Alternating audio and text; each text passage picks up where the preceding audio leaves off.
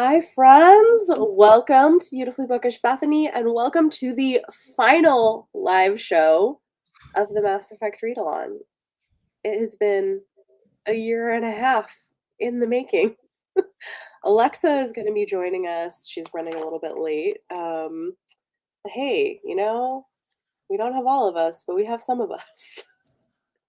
It's like It's kind of been everyone. that way It's the been whole that time. way. Yeah, which is okay, other than the first couple. It's fine. We did it. I've been it, everyone. I kind of had to be. I think I'm all but 3.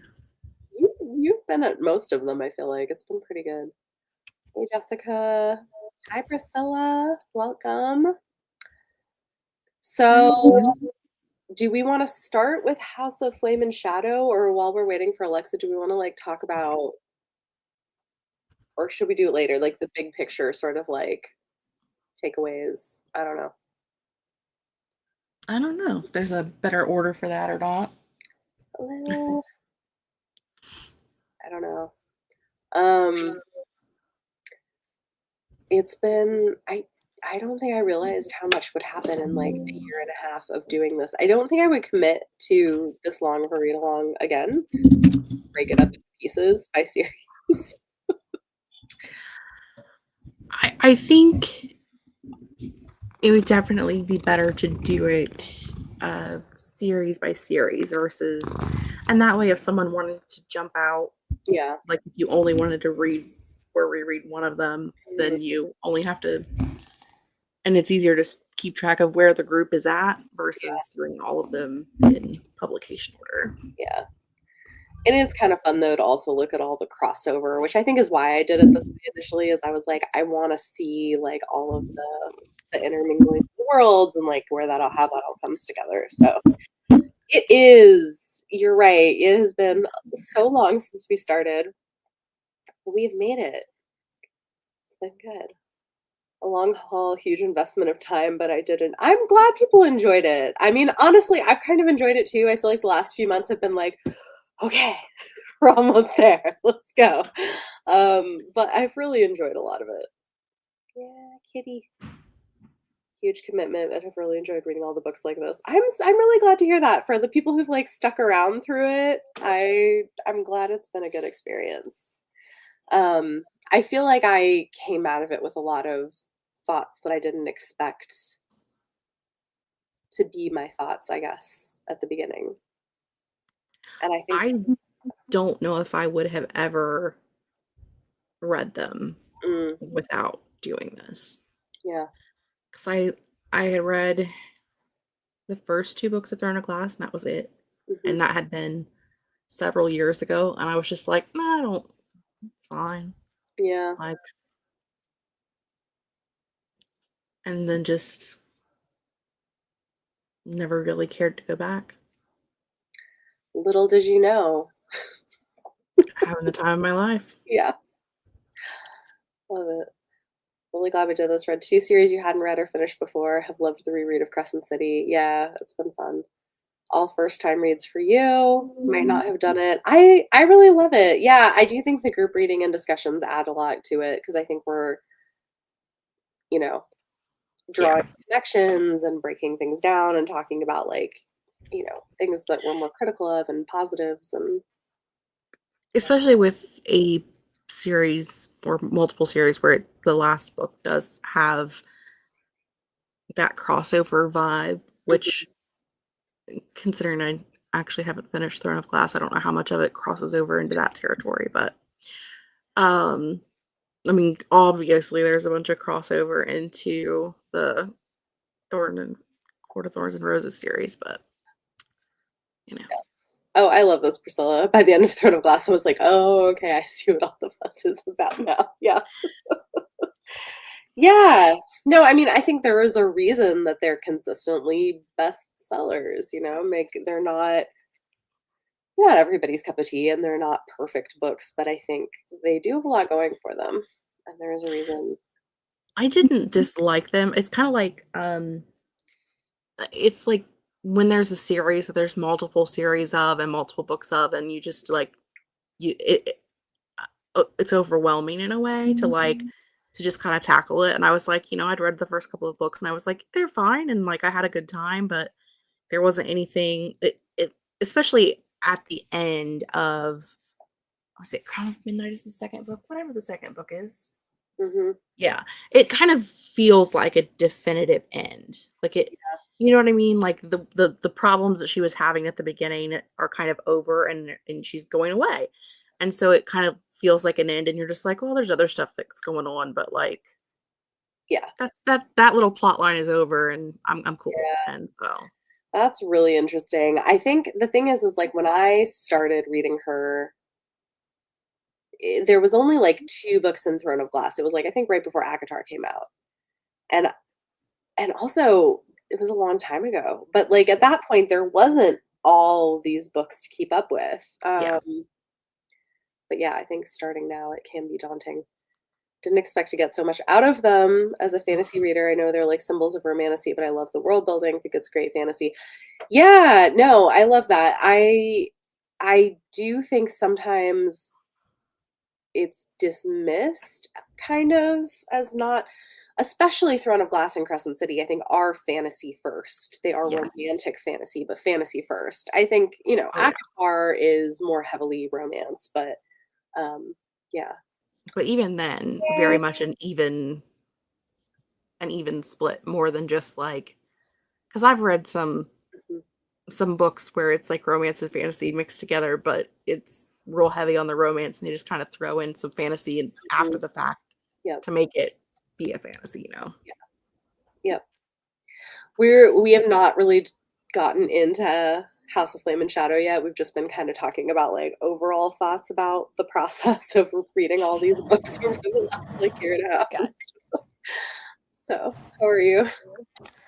good. Hi, everybody. Sorry I'm a little late. It's okay. You made it. We've got a couple of us. Um, Yeah. Yay, we did it. Agree about them being fantasy first and they get dismissed. Yeah. Yeah, no, I agree. I mean, I think other than Avatar, they are primarily fantasies and don't always get taken seriously for that. Yay. I'm so glad you Oh, had a good experience. it seems like everyone enjoyed it, which I'm Mhm. not too surprised. I think unless you just like really hate her writing style, you're gonna have a good time. No, agreed. You know? She has all of her usual hallmarks in this one. Mhm. I think the second, I'm sure you guys talked about it during the last live show, which I was not there for, but the second book is a little bit trickier just because if you're not expecting it, it's really like if it's your first read and you're Mhm. not reading it back to back with Earth and Blood, I feel like going into that one, you're like, what what Yeah, is happening? So many things happening. so many So many things. things, right? Yeah. And it can get overwhelming if you're not used to reading. I guess if you're not used to reading like sort of Fantasy. expansive fantasy, yeah. Yeah, I But I agree. think it's nice because it's sort of still in her wheelhouse, but something different at the same time because it's a bit wider. But Yeah. anyway, Yeah, no, I agree. Well, and I know I said this in the last one, but I actually enjoyed book 2 better on a reread than I did the first time because I think I didn't go in with the same expectations. Um, yes. and I was able to kind of just like enjoy it for what it is instead of what I had wanted it to be when I first read Hmm. It was your first time rereading it, right? it. Mhm. Yeah. Yeah. Same. It was my first time rereading it too, and I felt the same way. Because now that I knew what it was gonna be, I was like, "Oh, okay, got it. I got Yeah. it. Like, Yep. this all makes sense." Yep. Yes, For I book agree with 2, I Priscilla. Yep. can't. Yes, so much world building and plot development. There's a I'm lot. And then we have like this giant of a book. So let's talk about House of Flame and Shadow. It's Uh, like yeah, so much happens in this book, and there are so many characters and plot threads, and like this is you're the one you're that following so much. yeah, so much. You know what? It's funny because Jess, I know you were in the Discord talking about how like, oh my God, like it's slow because there's so many different characters for Everybody was everywhere. yes. Yeah. But then it does all come together at the end, and the end is like one thing after another. You know what it reminds me of? It reminds me of like Stormlight Archives by Brandon Sanderson is Mm, the same way. where it's like very. Have you guys read these? I Those, haven't read all of them. Not all of them. but I'm some of not like up to date. Yeah. yeah, I'm not totally either, but like I've read the first 3 and like Okay, you're better than I am, but so like but all of them are the same thing where it's like pretty slow. There's lots of different things, yeah, different yeah, characters. And then the and they last don't like, third of connect. it, They no, and don't then like the connect. last third of it, everything is like boom, boom, boom, boom, boom, like all of it, you know. Yeah, no, it's the same structure. I actually think that's pretty typical for Sarah's finales because I feel like that's always the case. It's always like everyone is off doing something, Yep. and the thing seems somewhat important, but it's not necessarily like what you thought it was going to be. So you're just like, so what is happening? Why Yeah. why is this Like happening right now? why are And we watching this? and with such a large cast, and with Mhm. them not all being like one race, I guess Yeah. I want to say, like with them all being in different, and there's different things going on within each race too. I think that's what makes it so slow in a way because you're just going through all of that stuff. And Yeah. like you have no obviously because she planned it this way probably, but like you have no control over which scene you're looking at. It kind of it also has the same energy of like a lot of anime series do a similar thing where it's like they'll give you a plot line and they'll take you along and then suddenly it's like a cliffhanger part and then you're shifted off to something else. And Okay. I think that it can work really well if it's done well. And because I know just from hearing her talk in the past, like she is like a person who enjoys anime and that sort of thing. I wasn't too surprised that she employs a very similar tactic in her own work. But she does that thing again where it's like the last 150-ish pages are like bam, bam, bam, bam. We're just gonna have everything happen now. Yeah. Yep. Yep. So many satisfying character arc sort of conclusions. Yes, there are I so have to agree many. with this. Waiting for the Elven Kings to get it next. Ah, yes. Yeah, no, it's true. Like a lot of people get their comeuppance. It's kind of like Arya in Game of Thrones. You know how she has her list where she's like, here are all the people that I need to get revenge. It's similar energy, right? It's like here are all the people that you kind of want to see something happen to them for what they've been doing or what they did. Yep. So I agree with that. It's funny. So yeah, no, this is really true. It's funny. He would never write smut, but they do have a lot of similarities, and also with like the worlds interconnecting. This is my favorite part. Right? That like people do fawn over it and dismiss her, even though like I think they're doing a lot of pretty similar things. She just has sex in her books and is a woman. Her books would have sold completely differently if she had written them under a pseudonym. Yeah. Like a Actually, either initials or a more masculine leaning name. Yeah. Would have sold Even completely. initials, you're Even right. with a woman's picture at the back, Mhm. it still would have sold completely differently I think you're right. with a pseudonym or a more masculine leaning name. Yeah. No, I think you're probably right, which is interesting. I think so. That's just how fantasy works. Yeah. Yes, unfortunately. In fantasy, that you is a either perfect are a description. man or you write YA. Yeah, pretty much. Or it's just romance, so it doesn't matter. Yeah.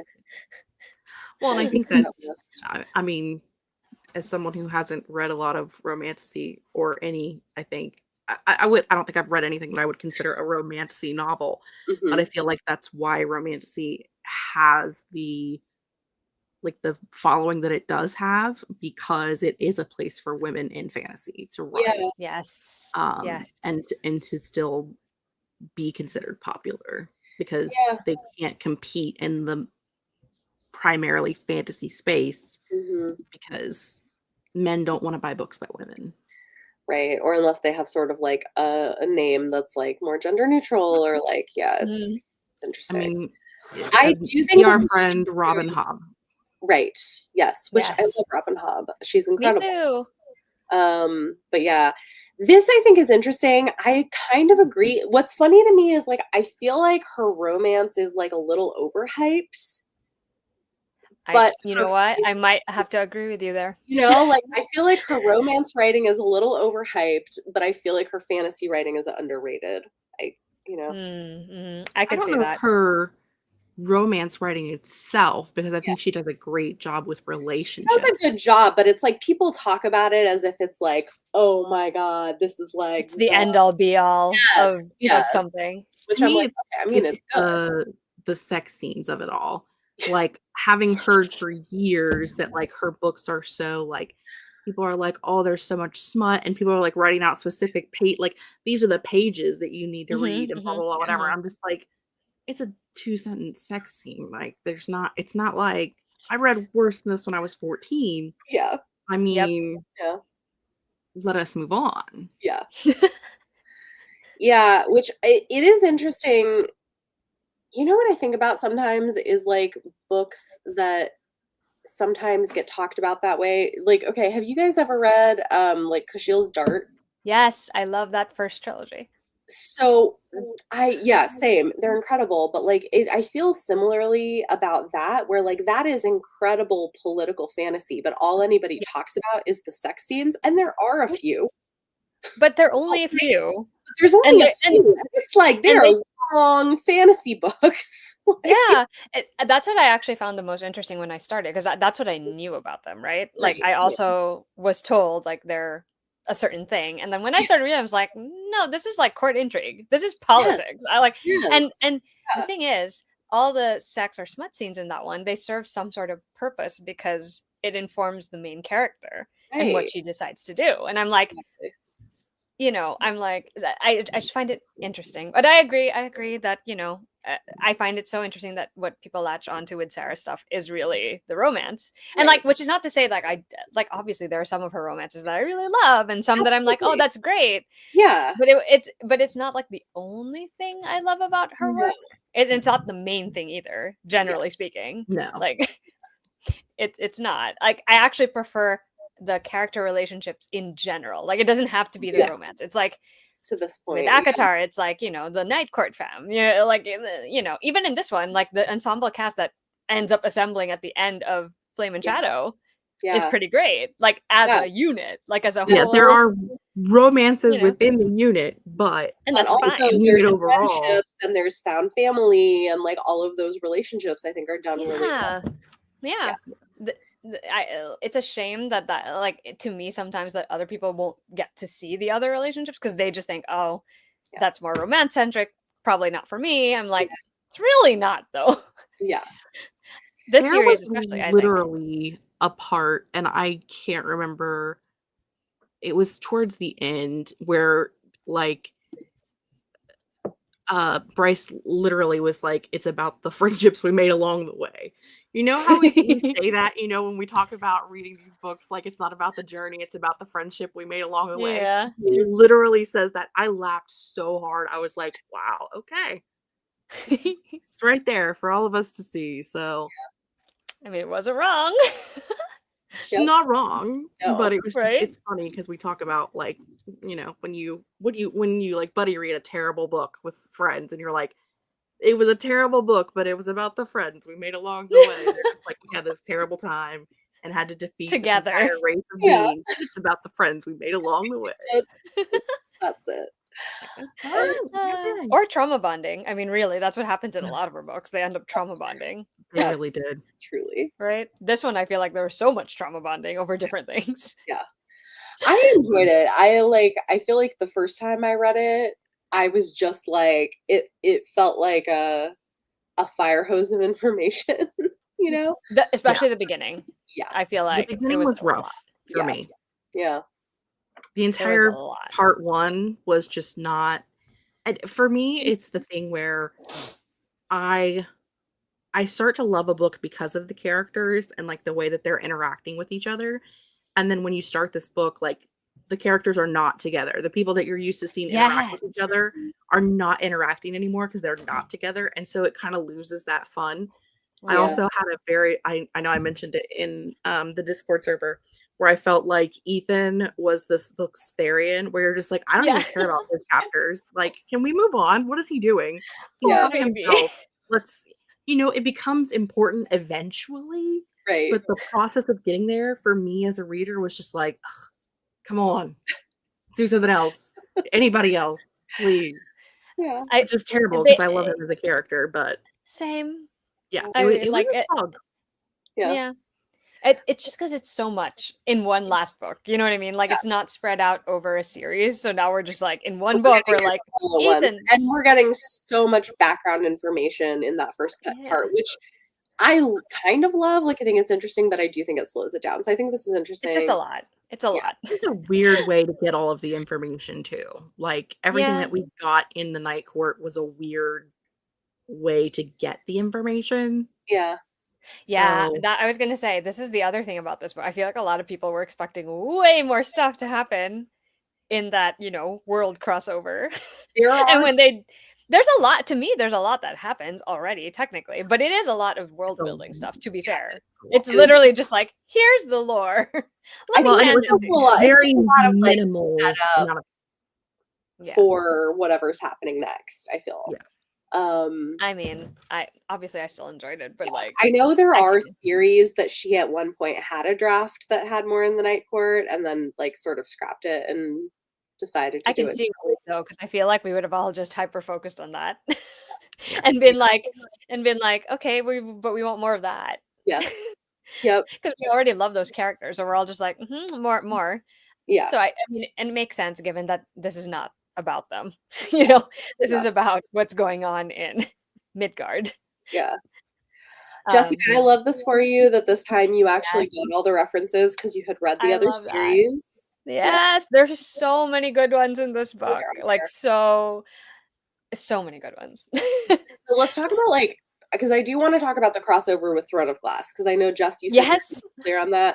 I have no clue. Okay, so this is the interesting thing, right? Is like they have two kinds of fae in Crescent City, right? There's like the Yeah. ones with the wings and the shifters. The shifters came over from the Throne of Glass Sort of world. last series. That I did catch. Yeah.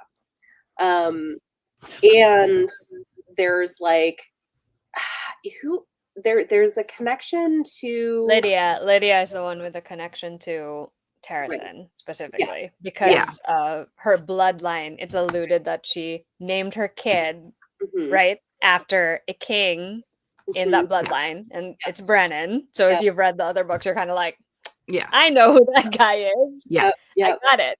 Yep.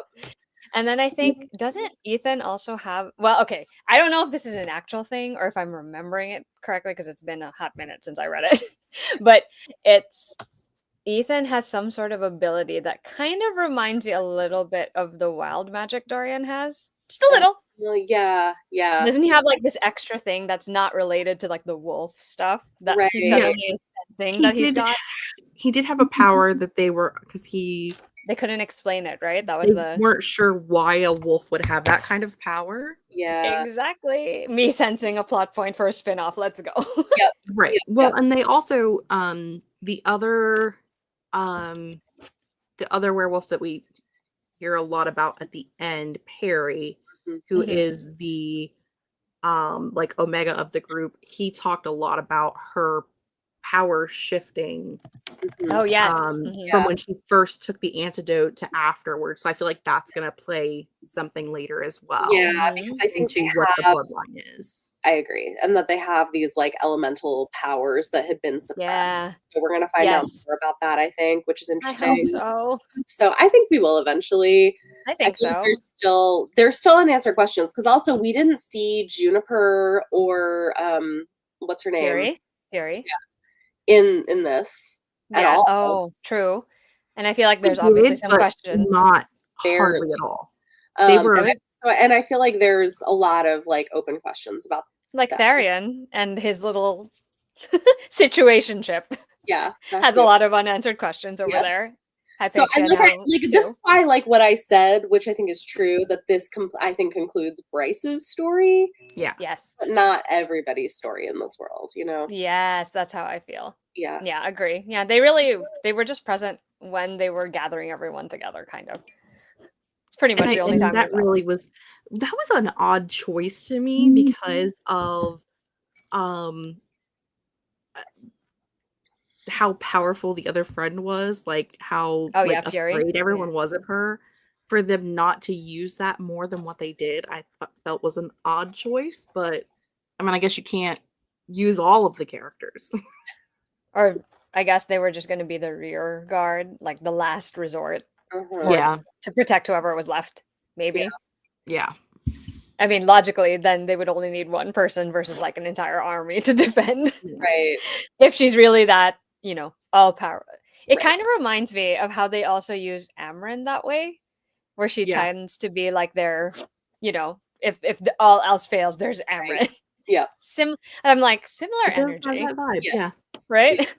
I agree. Which, question marks there. I mean, Yes. I hope we get more. I hope we get answers. I do too. Yeah. Like, I have questions still. But yeah, I feel like it's an epic book. A lot happens.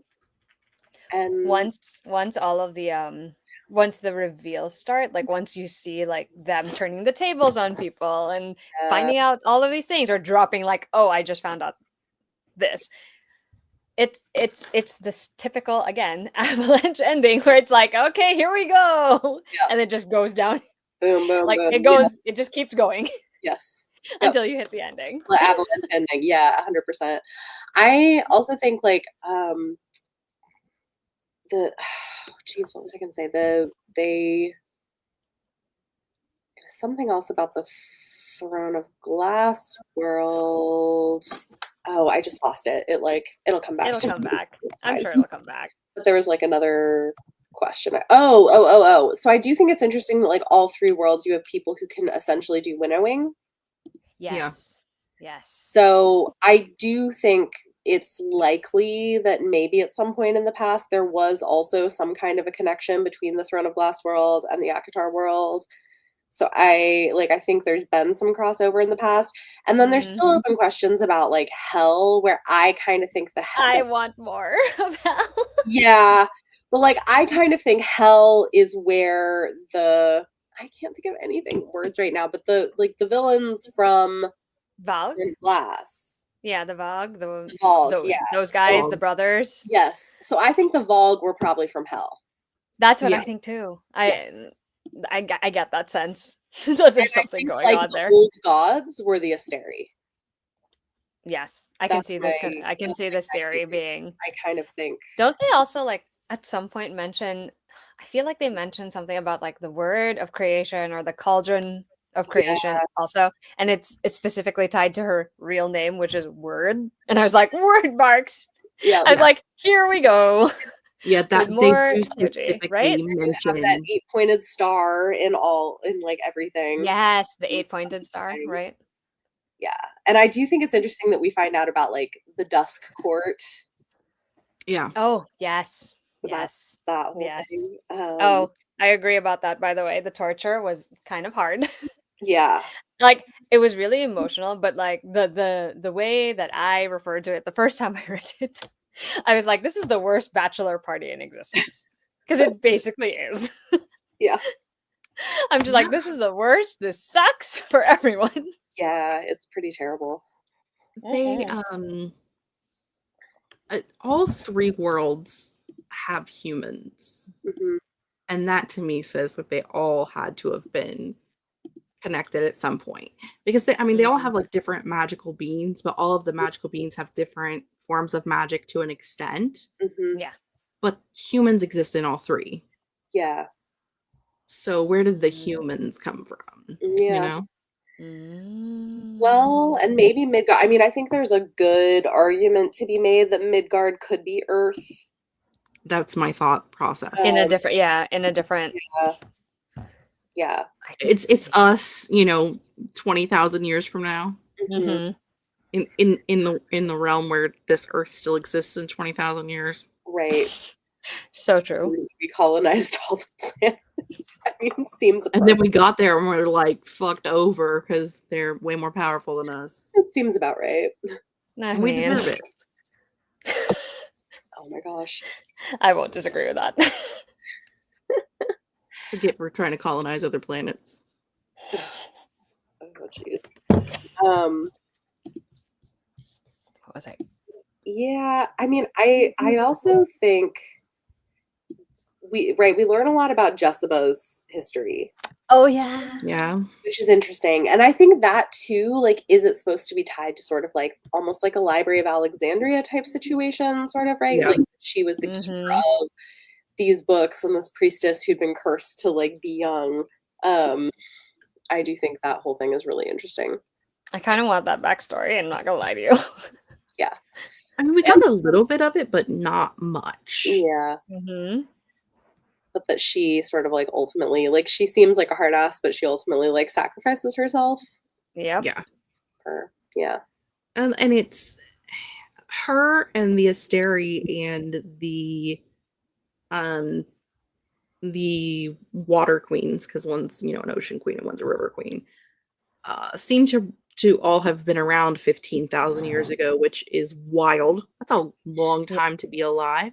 Yeah. Um, but weird that those are like the people who have been there the whole time.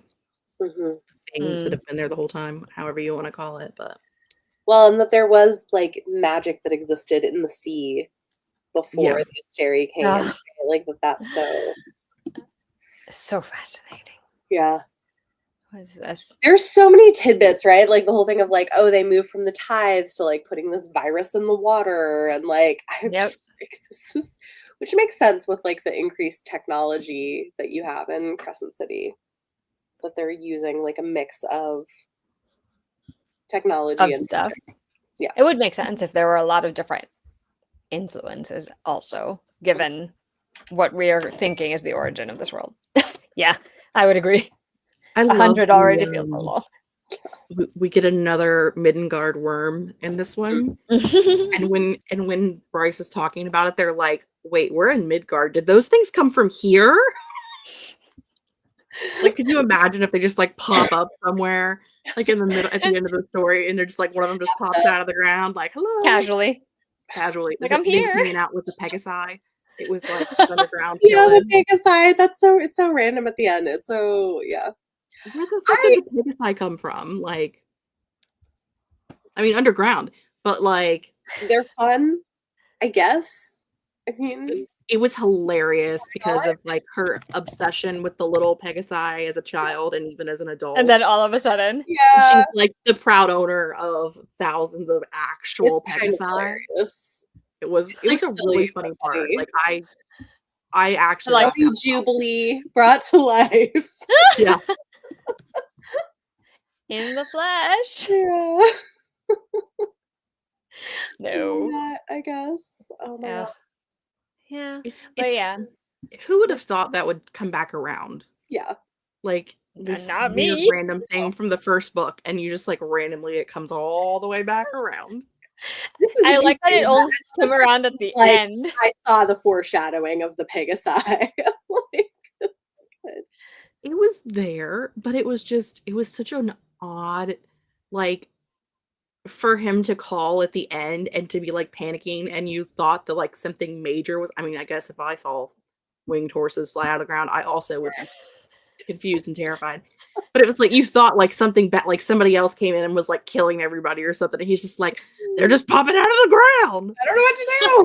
What do I do with these? Where did they go? Oh, That's boy. true. Where did the Pegasi go? It's a mystery. The mystery. Again, unanswered questions. Yeah. Someone will just need to answer them. I think it's interesting. I don't, so one criticism I hear sometimes about this book, right, is that like everything works out too easily.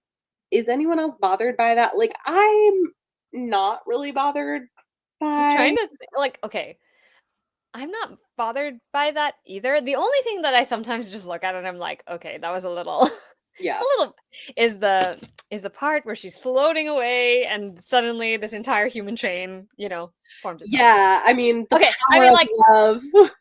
okay, I don't It was about the dislike friends it, we but I made do. along the Like, way. keeping the But I, portal open. but I I mean, yeah, find that's it a as little like much. just a little much, like That's just a little much. bit much. It's a little corny, Yeah. just a little bit, especially just given how we got there. Do you know what I mean? Like everything building up to that was so big and very Yeah. superhero movie, right? Yeah. And then the ending kind of just feels like Care Bears. We're all here together. I mean, Do you know what I mean? That maybe is like the one itsy bitsy part where I'm kind of like, okay, this is just a little a little cheesy. but it doesn't really feel that convenient, to be honest, because they went No, through yeah, so much stuff this is in true. order to like get there. Like Yeah. we've had the entire series of them dealing with all of the stuff, both like on an individual level and as a group and as a city, and I'm just like, I don't know that I would say it was easy to get where they got. I mean, true. There Like, is, in yeah, that context. Because yeah. I'm like, I mean, you want them to win though. Like, Yes. you know, you want And them you to don't win. want Grace to die permanently. No, of course not. So, you It know. does just make me laugh though, because the imagery of it is just, it's a little funny. Always. That's actually accurate. Yeah. To me, it was I noticed someone said the whole like, um, once again everybody lived, like Yeah. someone who was talking about the series, like I finished this book, once Mhm. again everybody lived, and I'm like, I feel like there could have been more death, Yeah. really, for, and I feel that way about all of her books in general. Mhm. Some authors are better at writing out major characters at the end than others. I've seen it Mhm. done very well. It hurts like hell when it happens, but I've seen it done Speaking of very Robin well. Hobb, Oh, I yes. mean, she will Yes. rip your heart out Yes, and But it makes there sense there in are a way other that makes sense. in a way that I makes like to sense. not say too many author names who do that kind of thing, because I like people to walk in as surprised as possible and heartbroken. But we've talked about authors during this live show who do that. Uh, Um, but I also look at it as, for this specific group of people that we've had, mhm, especially in this series and in ACOTAR. I don't know so much about Throne of Glass, because Throne of Glass does have a lot more humanoid type characters where they are easier to kill. mhm. Um, but in this specifically and ACOTAR, they are harder to kill. True. So, Yeah, Generally speaking. yeah. like, I mean, maybe somebody could have been maimed or something for life, but I mean, it's a lot harder to kill these characters. But, They like, Mhm. are Danica died, immortal. uh, I Yeah. mean, the first book you know, starts with the like first the book starts with so fire. many deaths. Yeah. Yeah. Most people And then did You're that. not the second you're book not starts with someone attached dying. to those. And You're then not Jessica attached to sort those of people. sacrifices herself, but she's been alive a long time, so I don't know, I mean, Yeah. this is kind of how I feel, like, I like the fantasy book that breaks my heart, but I don't need all my fantasy books to break my heart. And Same. also this is true, the third, yes. That's actually still like one of those deaths where I'm Yeah, like, nope, that was still rough. not over it. It's That's never why gonna I be over haven't it. finished the series yet, because someone spoiled that for me. And so I'm I was so just like, sorry, you know Jess. what? If I don't finish the series, it's never happened. So Yes. You know what? Logic. I accept your logic. I It think it's is, I great. mean, it is rough. So I guess that's the thing. It's like she will kill people off sometimes, yeah. but None of the mains though. She hasn't really no. done any main And I'm character death. kind of okay with Permanent main right, character deaths, I permanently, should yeah, say. that's true. Which, like, I'm kind of okay with that. Like, I kind of like having I'm some fine books with where I can feel relatively safe about the main characters surviving to the end. relatively. Like, I love Robin Hobb, but, like, I have to be ready for Oh, yeah, I can't even say anything about it because I'm like, I was not prepared. In case anyone was wondering, I yeah. was not prepared for any of that. But you know what? Yeah, I agree. I honestly didn't need more characters to die. Like it never occurred to me to think like, man, I wish I more wish someone characters else had passed away. Because I'm also like, what else would it like? Okay, feasibly speaking, who was in a position where they could have actually died, right? Like Lydia is probably the first character I can think of that could have feasibly, It's like she finally reconnected with her that's kids. what I mean. Like, I'm come like, on. I don't want her to die. correct. Oh, I love what Priscilla said because I agree with this. It's like you don't need them to die if they're losing so much I stuff mean, on a that's true. personal level.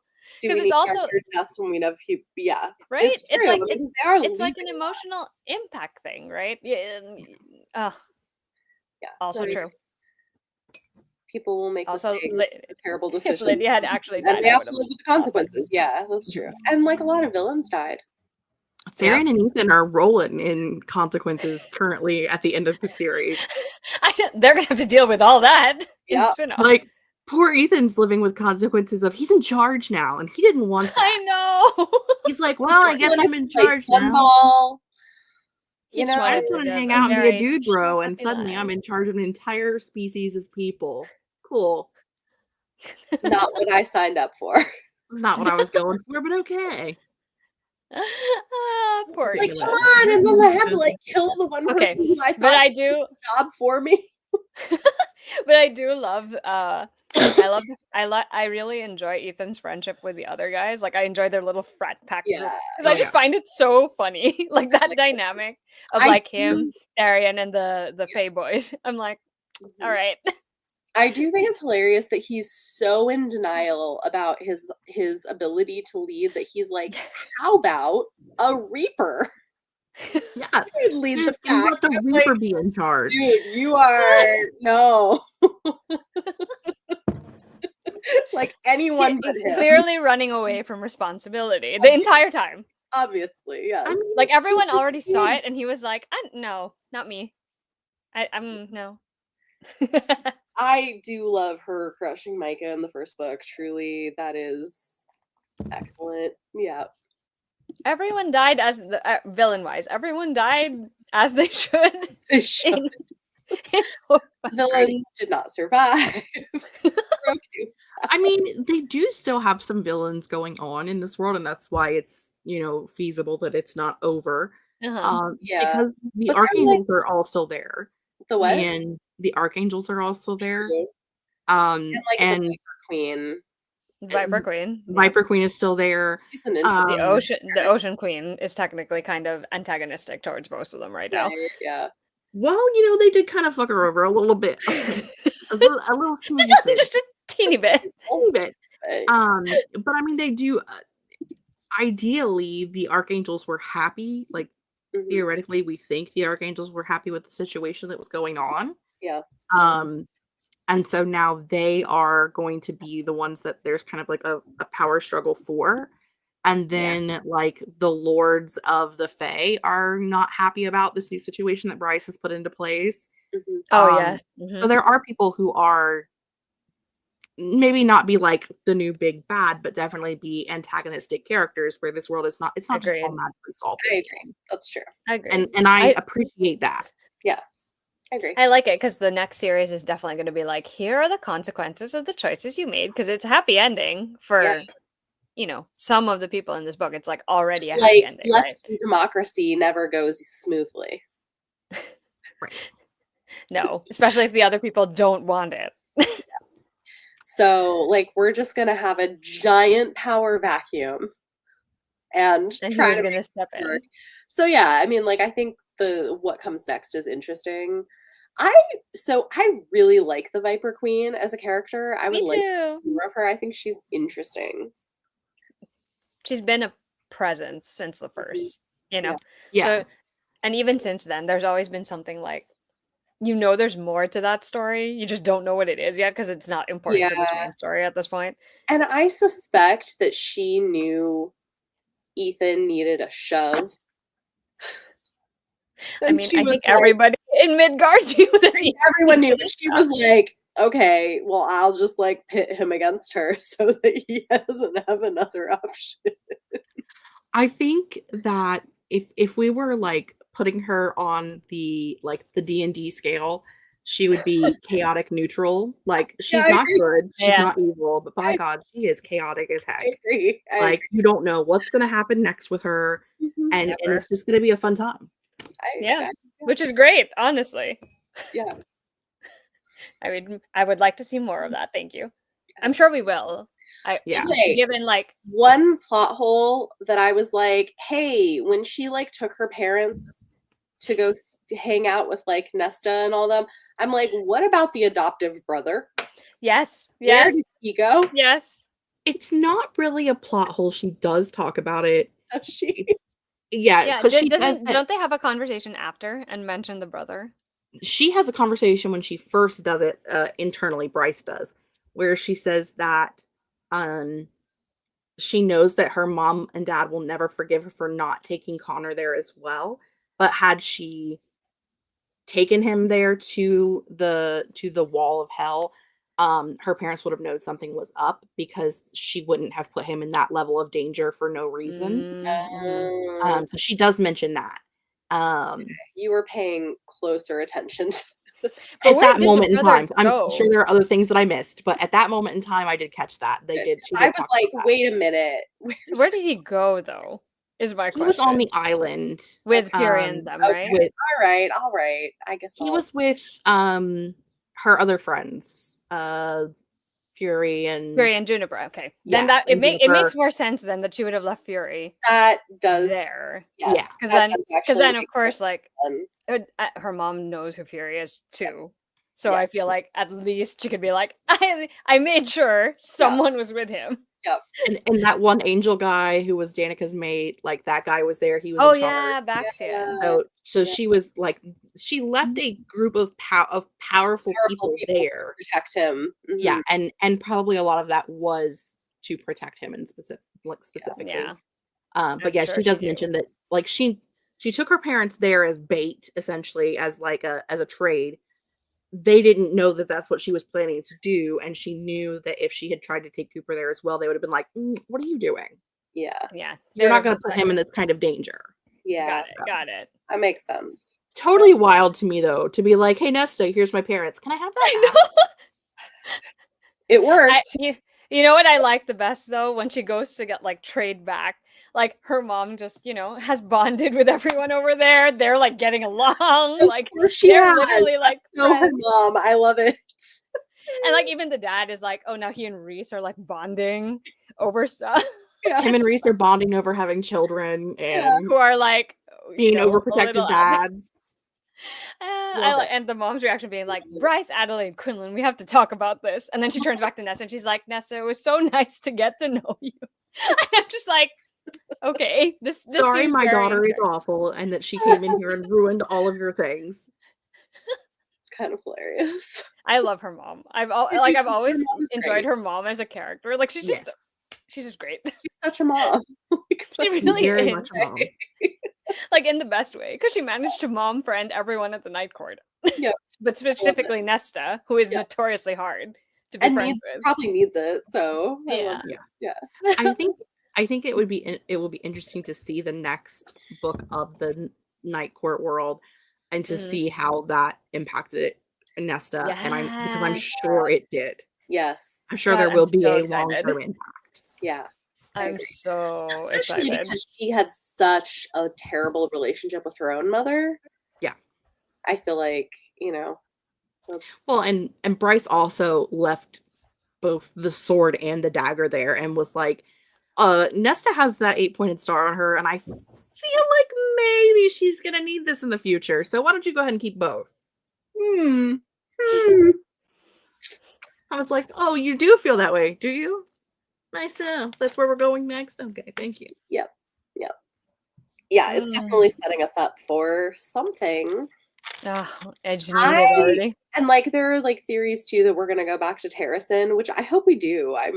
I would be happy for that. I'm not sure where, like what would be happening at that point in Terracin.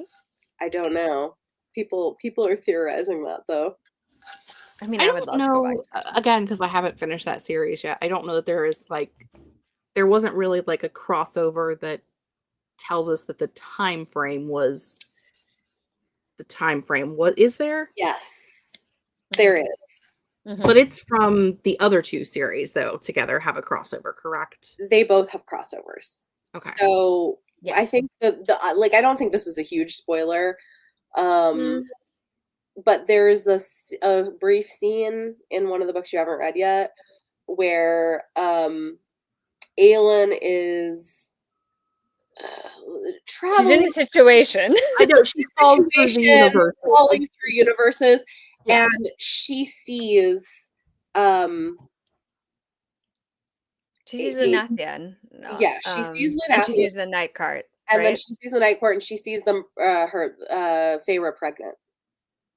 Okay, so it is all around the same. So it is all at the same time. Yeah. Okay. So the timelines do lie.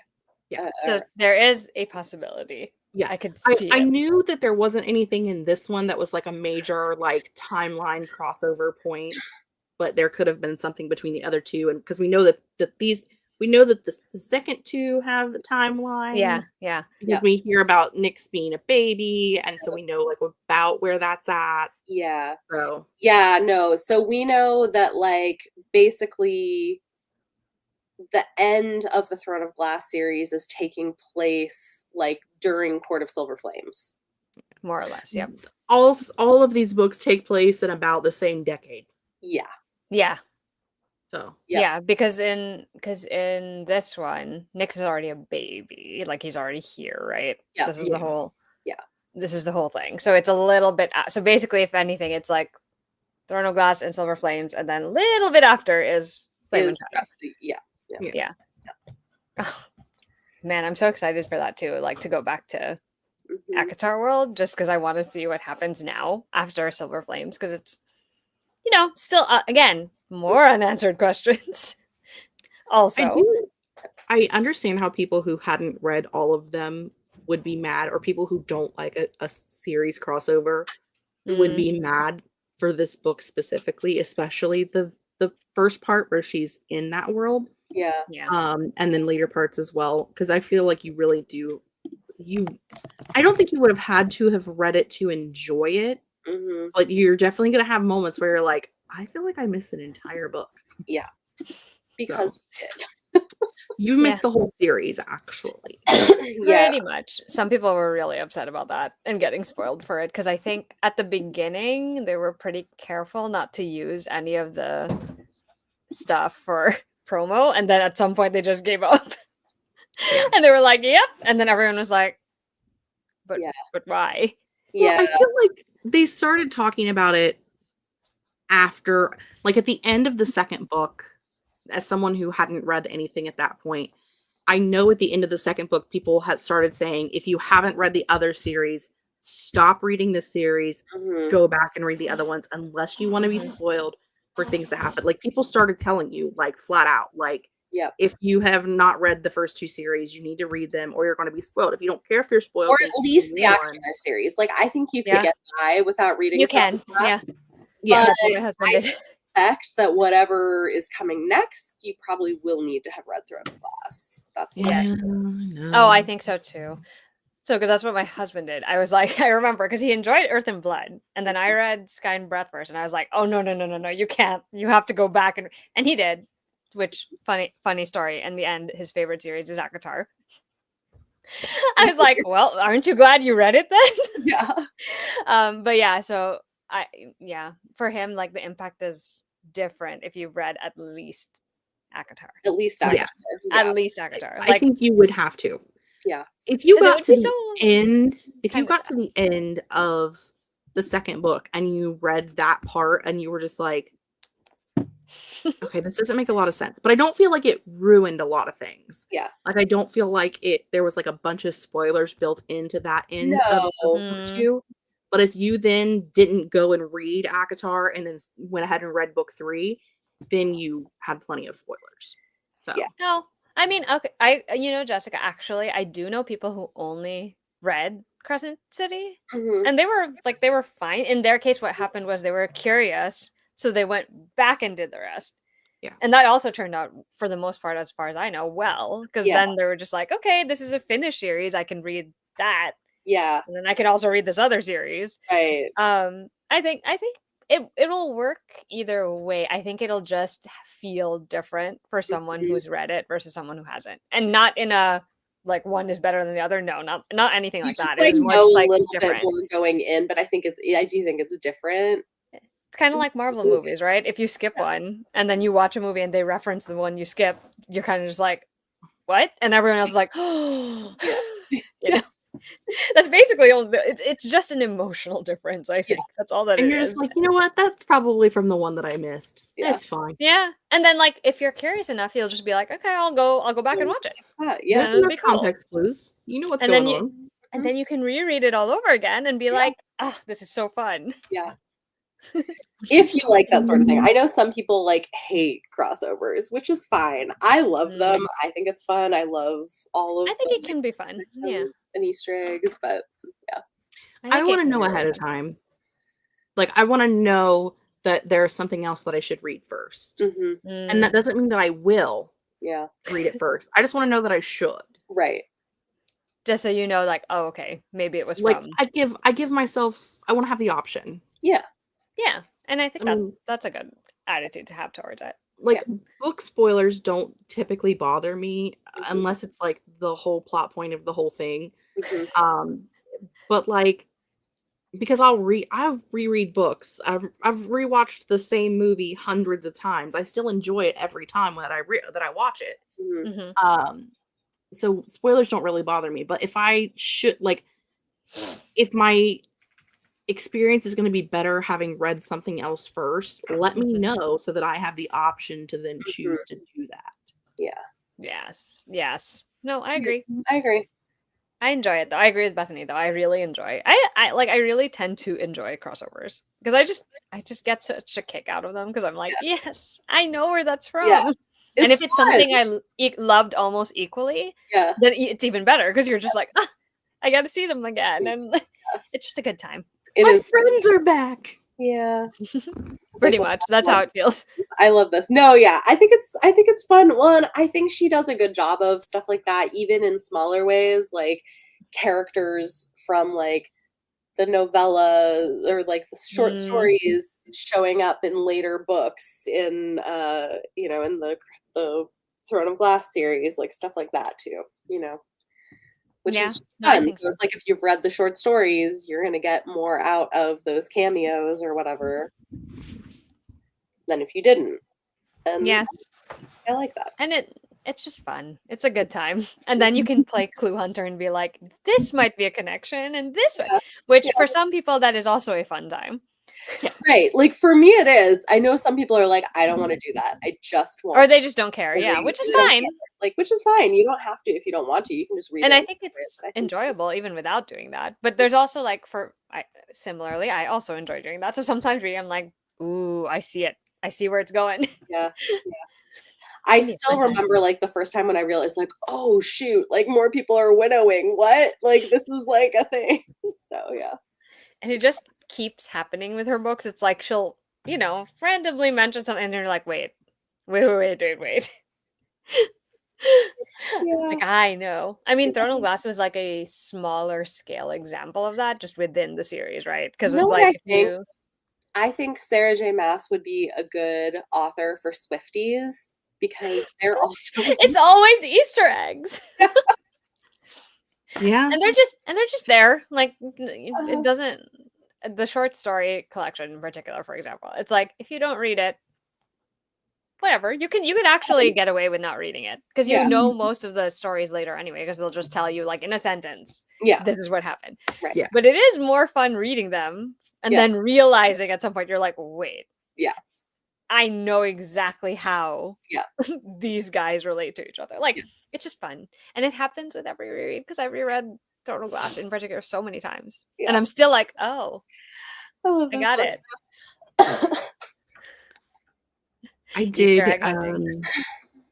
I when I went to rate this, which this year has been a wild time of rating because I spent so much of the year in a reading slump and was just like giving everything either like 5 stars or 3, and I like Mhm. completely did not use my rating scale at all this year. Mhm. And now I'm suddenly back to where like I want to use it, but I don't want the whole year to be off. So I'm like, no, you have to wait until the end of the year to go back to your regular rating scale. Valid. Yeah. Doesn't make any sense, but it makes sense, you know? Sure. Yeah. Um, when I got to this one, I was like, I'm gonna give this one 5 stars. It should probably be a 4 based off of my enjoyment of the first part, but like, I don't care. I'm And like, it was sometimes a that's the last book in vibe. a Yeah. series. Those things had to happen, or it wouldn't have made any sense. Sure, I didn't Yes. enjoy it the whole time, but who cares? It's just for me. 5 Yeah. stars. I love it. It's great. I think so. Yeah. In the times I've seen her talk, she often does talk about how like she spends a lot of time gathering in for herself, like all this information about the world, the characters. Like she has her little series Bible, world Bible Mhm. thing that she Yeah. keeps. And I feel like she makes a point to reference those things and try to really, incorporate what she wants early on because she knows it'll be important. I think she's pretty like I would say she's really good at that because she does it in almost every Yeah. series. No, In every series. I think And it's it's a good pretty time. impressive, like, the number of things that you can go back and pull out and be like, "Oh." Yeah. Which, I mean, I think I wonder, if part of it is like she sort of came up in writing with Susan Dennard, who Mm, does the same thing. Um, mhm. so I think there's probably some cross-pollination there as well.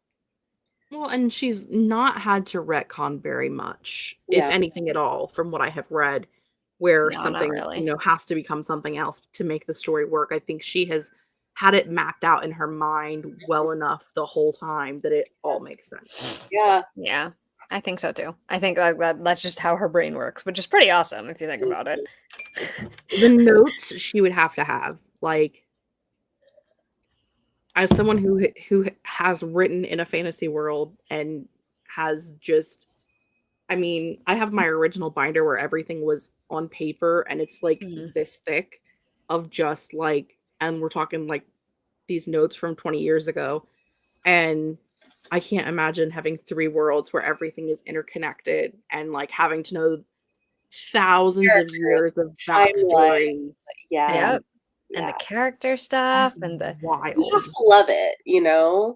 yeah, you have to really enjoy it. And I think a lot of it too probably is because this is going to be a like slight tangent, but like I think also her writing in fan fiction helped with that because it's one of the fun things about fan fiction, I think, is that you do try to drop Easter eggs from the actual thing that you're writing fan fiction for. Like you do take really obscure parts of those little like those stories, like tiny details from an episode or whatever it is. Like you take all of that and you try to put it in your work also, which means you have to keep a sort of running tally in your head of like, oh, I like that detail. I can actually use that. There's an opening for something there.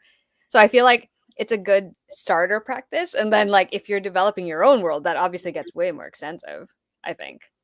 Yeah. Question, can you guys see me? Because You're No. on the screen, but you're paused. okay, because Yeah. it looks black to me, and I'm like, I don't know what's happening. No, you're still on screen. It went to a screen off and then came back up and you're just paused. You're Huh. just not moving at all. Okay. I could try going out and coming back in. Okay. Oh no, we're in charge. She left us in charge of what's going on. It's going to devolve into some other conversation. But no, the fact that you Don't- actually have that similar, like, your own world building details Bible is also really impressive. I don't know. Like, I don't think I could do it. Okay. It's a lot. It's a lot of things. Yeah. And like, you have Especially to, when like, you're creating species and they all have their own different rules of what they can and cannot I do, can't and even then having to imagine. create religions and like it's a mess. I don't know how And as, governments. someone who has done it, I don't know how people do it. That's valid. Yeah. Yes. She's, Yes, I yeah. am back. Going back out and coming back in worked. I was like, something happened. Let me just. It's fine. We were talking about you while you were gone. Oh no. Yes. Yeah. It's Yeah. the fun part, like all the tiny things that make up this bigger thing. And I think that comes across so well in Sarah's work, right? Like she loves these worlds that she's built and she loves these characters so much that's why I think it's so easy to love them too. Because Yeah. Yeah. she's clearly enjoying herself, and so you are enjoying yourself, you know? Well, and the characters feel like more lived in than I think a lot of authors' characters do. Yeah. You know? Yeah. They Mhm. feel like people you could genuinely just be friends with. Yes. Like people that you could meet and like join their friend group and be friends with. And that's not necessarily the case for a lot of like fantasy stories where you feel like people are more serious, more Mm. stoic. Yeah. In where you have these big fantasy stories, at least from what I have read of, what I've read so far in the world, I feel like when you get these big fantasy stories where there's a lot of like war and political stuff going on, the characters aren't as fun. Mhm. True. And I They think her don't have as characters much fun either. are fun. Yeah, they're having a good time. Yeah. Like they're Yeah. still able to joke and have a good time even when stuff is like horrendously going wrong. Yeah. Which is like to Bethany's point. I think she said it a few times in some of the other shows. It's like this is why having the parts that are more slice of life can be so integral because it's like you get to see them outside of the stressful situations that they find well, not just stressful, like life or death defying situations they're in. Like you get to see them being normal people just Mhm. having dinner, or like they're going out together, or whatever it is. And it really helps reinforce that sense of like, this is a group that I really love. And like Jess said, like I could be a part of this group. Like we could be friends. We could hang out and do this thing, Yep. which is nice. That is truly a rarity. I feel that it's funny because for me that's more common in like romance books. Yes. Yeah. Right? You know how like in romance when you read a series, you're like, I want to live in this small town because all And of these like guys are be friends. friends with these people. Yeah. Yes. Yeah. Yeah. Or like, you know, it's not something I find was common in fantasy. I mean, like now with cozy fantasy, I feel like there are a few more We're starting things I can to think talk about of it. Yeah. where it's like that. But like this is probably one of the I'm trying to think of the we could probably hang out and be friends. Do you know what I mean? Yeah. Like, Yeah. but this is one of the few examples I have on top of mind that where that's really truly the case. It's like, oh, I like this entire group Yes. dynamic, and it's pretty great. Like all Yeah. this friendship. Yeah. Which again, like, I think is part of why they like resonate with so many people, even people who Yeah. don't normally read a lot of fantasy, Mm, is I think because people feel connected to the characters and what they're mm, going through and their relationships with each other. And yeah. I I do think that's a real strength of her writing. Yeah. Yeah. Yeah. To your point, it's because our characters they do feel very lived in. So it's Yeah. easy to see their relationships as, real, very tangible things. Yeah. Like in any good romance series too. Truly. You know what I mean? Well, and she's a big romance reader, so like it kind of tracks that. Yeah, I'm not surprised. A lot of her influences are it's like romance and friendship based things. Yeah. Yeah. So It's about the I could see it. friends we made along the way. I actually figured out where it is. You're right. It is actually towards the end. It's right when they're rescuing her. I Yeah, think. when they're like rescuing her out of the Right? And black like hole. Yeah. you're right. She actually writes it exactly like that. Yeah. It is about the friends we made along the way. Which Yeah. also, to bring it back around to the not many people die at the end, she did do a great service to that ideal because she brought back the entire pack of devils at some point Mhm. at the Mm, end, like Bryce being able to see them and them like telling her goodbye and like telling her how things had changed, like it basically like the afterlife part of it, because their whole afterlife mhm. is completely changed because their whole afterlife was a lie. So even though like not a lot of main characters die at the end of this series, she does bring in characters who have died, and you get to kind of see that emotional moment. So she does kind of balance it out. Yeah. This is true. Yeah. Actually, I almost forgot about that, but now that you mentioned it, yeah. I just had the thought a little bit ago where they did bring back like, and she specifically names like a few of the characters. Yeah. Yeah. Yeah. So That's true. Well, and even like the bullet with the second light, Ugh. yeah. Being like an integral part of what's able to defeat them. Like I think, yeah, that like even after death, like there's still support from the people they love, and that's still like where, Mm. yeah, that's nice. I agree though, like I do think you see this more on some TV shows. Oh yeah. Yes. Where there's a lot more of like I the first thing I think of is something like a Vampire Diaries. Yeah, where there's like a group of people. I do Mm. not Yeah. want to be friends with that group of people. Thank you. No, I also would not want to be part of that friend group. Neither would I want to be friends with the originals. No, but I I'm would good. like to be a fly on the wall. Yes. I could be there. I think Avatar, The Last Airbender, has a good friend Okay. group. Yeah, I That's a agree. group that I think would make That sense. is. A lot of the space ones I feel like have good crews, Yeah. like good And then I groups. think there's like contemporary things like Gilmore Yeah, Yeah. where have there's like those friendships. Yeah, yeah. Mhm. no, I agree. But There- I think that there's And even those like become like comfort shows for people, I think Yeah. for Yeah. yeah. Yeah, I think that's true though. But it is definitely a strength of her work that she does. I mean, sure, the story is about a main character who Mhm. leads the charge, but like, it's generally it always becomes a big ensemble thing by the end. Yeah. Oh, Well, Firefly. Firefly Firefly, is a good one. Yeah, yes. that's one It I've is heard so many people talk about. it's so good. It's so weird to I'm me so in this sad that book. there was, like, not more of it. Hunt has this like very woe is me moment in this book where he like thinks everything is his fault. Mhm. And all I was thinking this entire time was, you just told them in the second, like you just told them in the last book that they shouldn't be like, if anything, you would be the reason why they didn't do anything. Why do you think it's your fault? He was the one who was like, I don't think this is a good idea, but I guess since you're doing it and I love you, I'll go along with it. But then suddenly he's He like, this is thinks all my everything fault. If is I his hadn't done X, fault Y, Z, this never because would have happened. he's used to feeling like everything is his fault. True. I know. He needs He a has hug years and a of chocolate trauma bar. Yeah, He's to got lots work of trauma. through. He yeah. did He have has the years world's of worst trauma. bachelor party. Yeah, exactly. So, you know.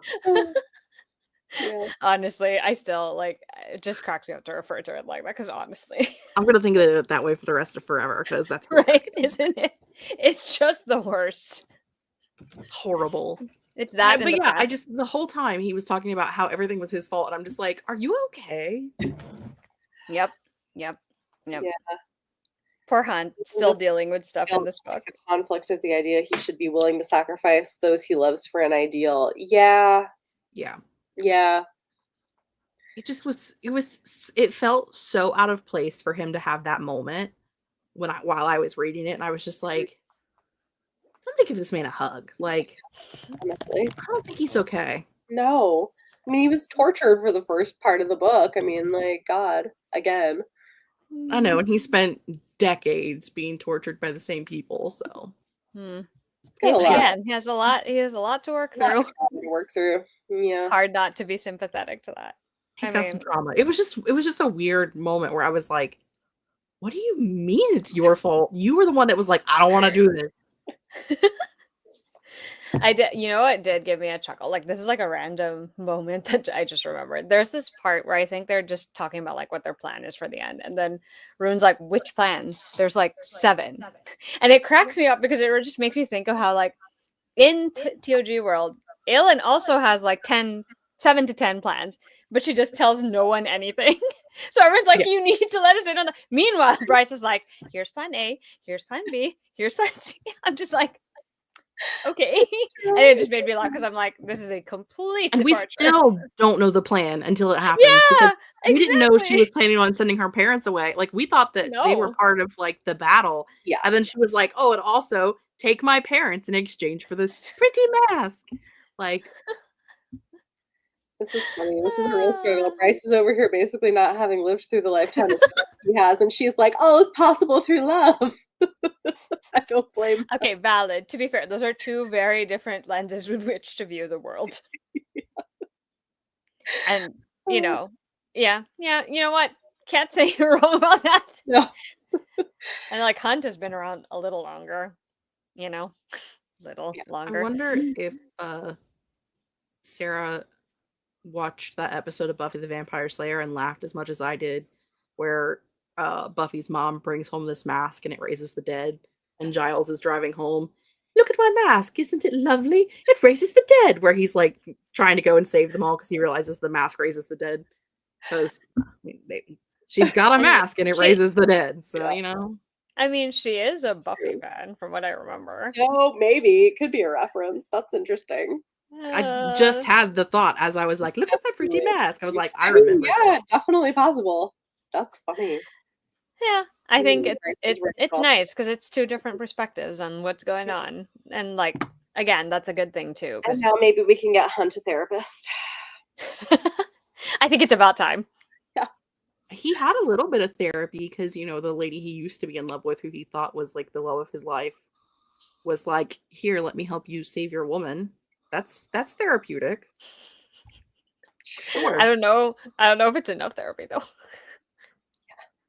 I mean, I'm not saying he shouldn't still go. I'm just saying, like, that's a little therapeutic. True. No, you know what? Valid. That could have helped, marginally helped in the situation. That he was Well, in. because he also, I think for him, when we were in his point of view, he definitely had moments where he talked about how he loved her, but looking back on it, he doesn't think that she ever loved him. Yeah. He doesn't ever remember her having said the words "I love you," and Mm-hmm. he thought that maybe she just used him in order to get to the end goal. So I Yeah. think her showing up and her spirit, if you will, showing up and giving him the ability to save Bryce might have given him that, okay, she probably did care about me Yeah. moment. So Closure. it probably was a little bit Right. therapeutic. Closure. Always there. Therapeutic. Yeah. I feel like Hunt would be the kind of person who like works through childhood trauma by parenting his own kid. You Could know, be. because, like, I mean, honestly, because like I think there is some element to that of you're sort of like reparenting yourself by parenting your child. I could see And, that. like, I could kind of see that being kind of a like therapeutic thing as well. I mean, a lot You of know, you a just lot kind of of these hope that the characters. kid is more like him than like Bryce, because Bryce is a handful. And who wants It's another okay. one of those? He can just call grandma in. It'll be great. He will. It'll be him on the phone with grandma, like, "How did you do this?" Yeah. Hands the And phone then to the Bryce will be super frustrated and he'll be like, well, you know where she got that. It's like, seems familiar. Yeah. Hanging out with the dude bros. He's like, there's two of them now. I can't handle it. I could see this happening so clearly in my head. Yeah. To be fair, he's not the only character I think needs therapy. No. I do think a No. lot of them lot of have them to need go therapy. through some all of the need things some they've been through. Yeah. I Like, want to I know don't more think we- about Fury, though. I hope we get more answers about. Me too. Yeah. Obviously, Bryce is going to be sort of relegated to secondary. Bryce and Hunt, in the way that Reese and Feyre are now kind of secondary. Yeah. But I'm like, is it just like who is going to be your main, character? Because well, it seems like she prefers female characters. So I'm like, there's no clear female character. Because right now, the ones that have the very clear like hanging plot lines are Ethan, Therian. Yeah. You know what would Fury, be kind of. interesting is if, okay, what if she sort of like wrapped up the ACOTAR people who still need love interests and Okay. then did a time jump and we do second generation? Oh. Like She Aylin's could. kid, Bryson Hunt's kid, like I'm like, what world-shattering shenanigans are those guys gonna go through? right? Like, that would be so fun though. Those poor kids, though. Also, this is great. Wonder where she got that. That's funny. The dudes do need Yes. a therapy bachelor trip. They should just go to a group counseling session. Yeah. It'll be fine. Like, No, but I think that would be really fun if she did like let's wrap that up and do a time jump and do next generation. Like, I don't know. yeah. I think I actually think Rune's part is also done, kind of. I think he and Yeah. Lydia are wrapped up too. Yeah. Ethan and Tharian are the ones I see that are most open. The Viper Queen for sure is a viable, like we could see something happening with Yes. him. Hypaxia is the other one that I think could also I also have. think so Lydia's kids. Yes, I would also be interested. Why I think could be a good theory because I feel like everyone's starting to have babies or having kids that are interesting characters on their own. Like I think it would be really interesting if she's a parent herself now.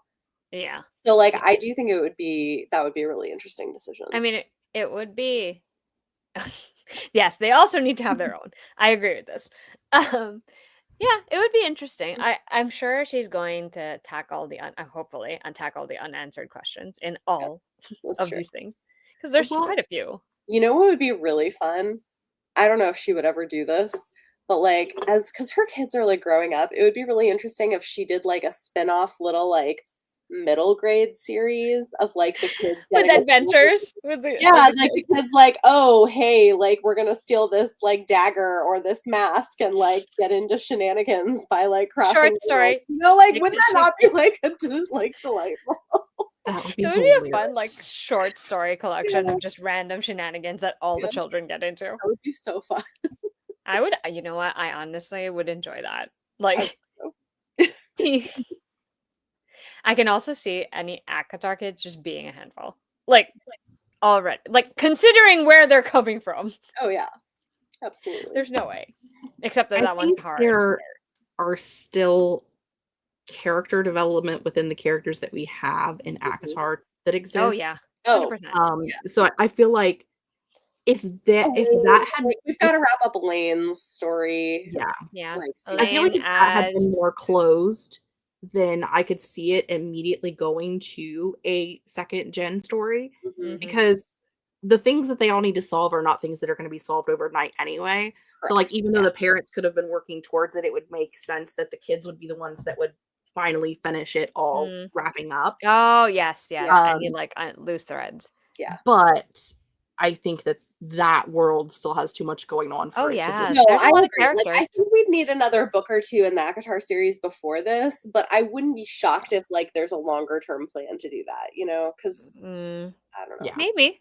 We'll see. Yeah, Maybe ACOTAR World has so many things that it could does. Yeah. work. Oh yes, more More. Elaine as Mhm. Lucian.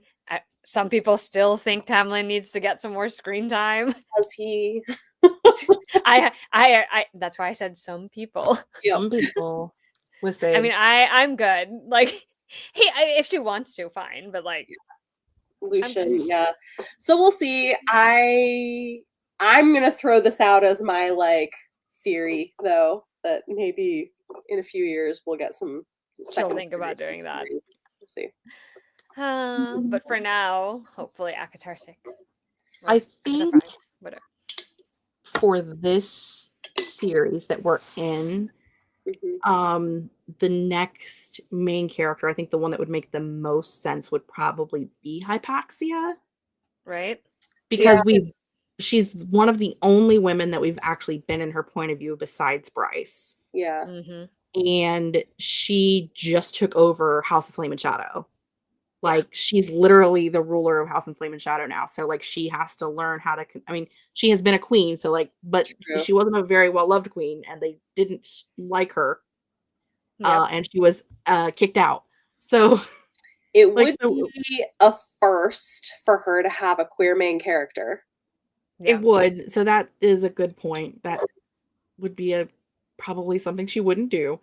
But with the outside of that, I think it would make the most sense for it to be her because she is one of the few Right? female. Because I mean, I could see it being Therian or Ethan I because think they they would both. be secondary though. But I think yeah, because like we know Therian has a new wife, so like that we could be in her point of view, but we've never I been there love those before. guys.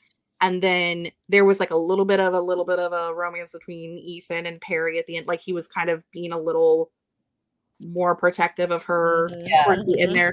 But we've never been in Perry's point of view, so that doesn't make a lot of sense either. Yep. But I could see either of those things happening.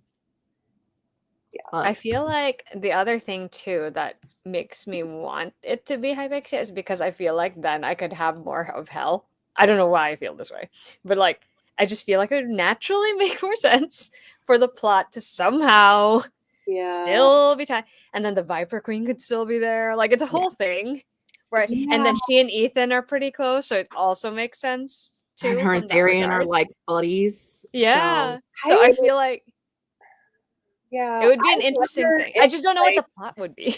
well, so here, like, my suspicion would be that maybe we'll know by the end of the next book if somebody else travels back to that realm, like if we, like, In 'cause, ACOTAR, you mean? well, because, Yeah. like, I think about how, Frost and Starlight introduced a Nesta POV more so. Mm. Mhm. So they're Maybe sometimes, she'll do. Maybe she'll do a novella again then. maybe, we'll see. I Either think that, or she'll just give us the next ACOTAR book. I know. I do think we'll get news soon. Like, I Yeah, think before the end of the year, maybe before if the end we're of the really year. lucky, unless they decide to push her back in the publishing timeline, which would be in early next year. Like if she ends up publishing later in the year, it might be early next year. If it's Because gonna be like usually we're getting her books in like February. yeah, which was a change because it used to be towards the end. Like Yeah. she used to be in August, September, So we'll October. see. But I think we'll get more info soon, probably. I mean, honestly, I would go back under the sea. Go back under That was a the- fun time. That was fun. I enjoyed that. Although they kind of got on the wrong side of the people who live under the sea, so I don't know how likely that would be to happen. Yeah, his wife is interesting. I do like her. Yes, I also find her a very interesting person. I'm curious if it will be a thing that stays in place permanently, or if it ends up, fizzling out into something else. But it Right. would be fun. Yeah. That would be a fun dynamic. She is the daughter of a lord of the Fae, and therefore that would be a plot point for them to figure out how the Fae world is going to exist without a king. Yeah. So Mm-hmm. Oh, she that could be too. That's right. instrumental in that setup. That would be so fun. Though I don't know that they would let someone who was married to a mayor be in control of anything, I but don't know. I'm like, maybe we come back and do a live next time we get yeah. The next time, surprise, we're here again. like 6 months later. It'll be fun though, because I feel like that would be like everyone's first reactions to it. Yeah. Yeah. It would be And given like we're all semi-refreshed now on everything, if We're it happens ready. within We're the next ready for year, I think we're ready. We're ready for the next book to happen. We're all caught up. We've all Yep. discussed all of the theories Yep. of like where we're going next. Yep. It'll be good. It would be fun. I think so. I think, especially if it's an ACOTAR book. Mhm. Listen, I think we're all ready to discuss. We're ready to go. It could come out tomorrow. Yep. We're prepared. I'm looking forward to it. I hope it is within this year, like her announcement for whatever it is. I hope so. It I've would be heard nice. whispers that like we like in theory we could be getting something in like winter. But 2026. we'll see. The thing with her is like they could announce tomorrow that she's coming out in a week and it would still perform exceedingly well. They don't have to give as much time with her for like Right. This And is they true. hold their cards kind of close to the vest, I feel, with her Yeah. stuff too. the less people know, the less likely it is to leak or Yep. you know. So I really think if anything, they'll just announce it and it'll be like a month out or 2 months out. I wouldn't Especially be if it's shocked if we get something like by the end of the year and it comes out like February, March, that because it's ACOTAR too. If it's if it's really the schedule has stayed as it was and it's an ACOTAR book, there's already such a big audience for it that it doesn't. To just point, it doesn't matter. They could literally tell you it's coming out next week, and everyone would be like, "Great, let's go." I feel They like used- they started announcing them later and later. Yeah, they used to be pretty far out, like Used the to be typical far out, like yeah, but you now it's know. like a few months ahead, maybe. Yeah, because didn't they announce even Silver Flames? It wasn't that long before it came out that I think the official announcement went up for it. Because like at this point, like I don't think they actually have to. No. Like they literally could just be like, okay, next. They don't even have to give it a title. They could just be like, the next Like, Sarah J. Maas book. surprise! Can you imagine? She just doesn't say anything. Then one Tuesday, it's like Right. it's here, and everyone's like, what? there's no cover, there's no title, but it's gonna be on sale It's next week. gonna Get be your amazing. pre-orders in now. And people are like, okay. Yeah. Yep. Nah, they'll do at least a month probably, or 2 months, just so that they could be like, here are the 5 billion editions that you could order of this book with this content, this content, this content, and this content. Yeah. I'm If it was coming out next week, I'd go buy it, and I don't have the rest of the actors. Yeah. I'm honestly surprised that they didn't try to get it in before the holiday season. But maybe. Well, I guess I don't know. I like the only thing we know is that she finished a draft, and that was in June. It was in one of those 2 months. So and she doesn't get edited much because she doesn't want to be edited much. Yeah. So I mean, I think they would at least make her do ask her to do 1 or 2, maybe, and if that, which means there is edits and there's different planning, different kinds of edits, different rounds of edits. But as we have mentioned before, she is the ship with which Bloomsbury sails, so she can pretty much do whatever she wants. At this point, without her, they would not exist. So at least not at the capacity that they do. Oh yeah, 100%. If they dropped the book on the day that they announced it, it would still sell out. Which is wild. They would be scary though, because there would be like runs on all the bookstores. It would be insane. I would say that just based off of like people who are doing like the shipping and stocking and everything, a minimum of 2 months. Yeah, because I feel like you need the time. Yeah. Like I know they probably have like a number where they're like, this is what we'll produce. Yeah. This is what we're buying. Because it will sell. That's the thing. Yeah. We all know that. Sure. But I can only imagine what chaos would ensue if they were like, Walmart has one, Target has one, Books A Million has one, Indigo has one, and they just say all of this on the same day. And that's the day it comes out. No. Everyone would be like, nope, nope. Nope. There's always so many editions of her books. It's too much. Well, now it's not like some of the other, I think, series or books where there are multiple editions, but there really is something slightly like a different color cover with a different symbol, or like a short story, like a yeah, scene because hers they all look the same. It's just the short story that's different. Yes.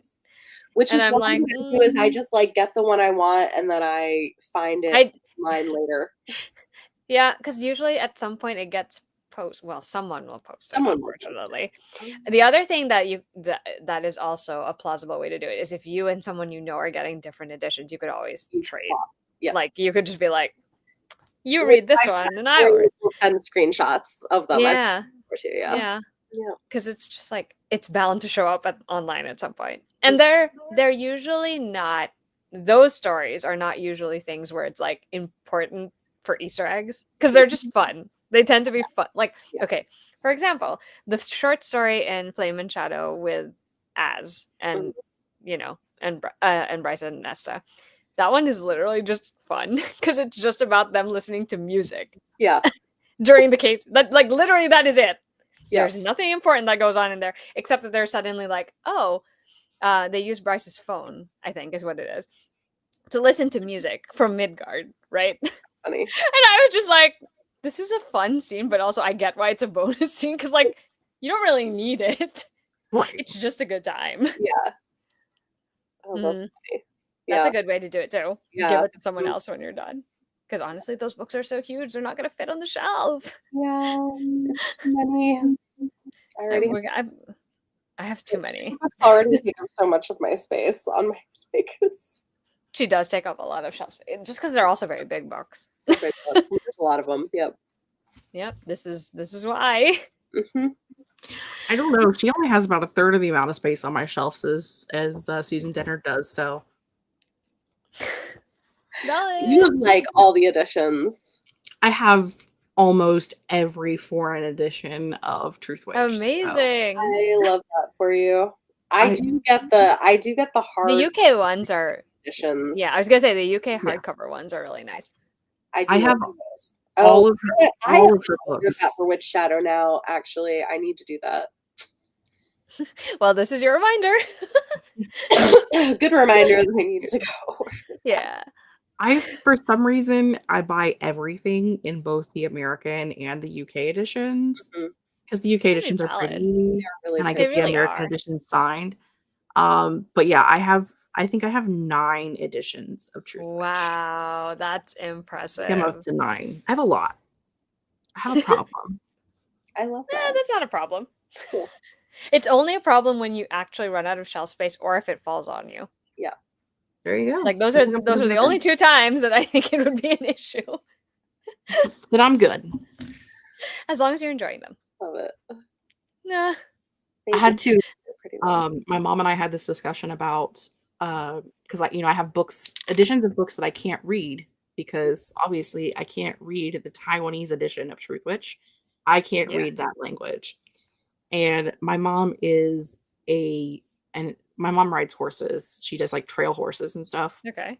And so we had to have the discussion of, like when you've had a horse that you've loved for a really long time and it's old and you can't ride it anymore, you don't just throw it away, you keep it and it becomes a yard ornament and it's just there because it's pretty.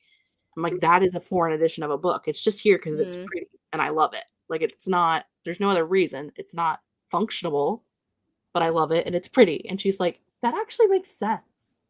I made it make sense. I feel like sometimes that's totally fine. For my mom who has not read a book in her entire adult life, she doesn't get it. So I had to equate it to something that she understood. Yeah. It worked out. And you can enjoy your pretty ones. I can enjoy my pretty books. Yeah. I will say a lot of the Asian editions are very pretty because I like the art they use. Can I read any of them? No. Does it matter? Not really. as long as it's pretty and it's there in my shelf. And plus, it's like a series you really love, right? It's not like you're just willy-nilly collecting random foreign, you know what I mean? Right. Well, and I also drew the line at only collecting the first book in a foreign edition. Yeah. I don't want I mean, Can you sure, the imagine? entire series, but like, girl, calm down. You I know? do, but I do have like all the UK hardcovers.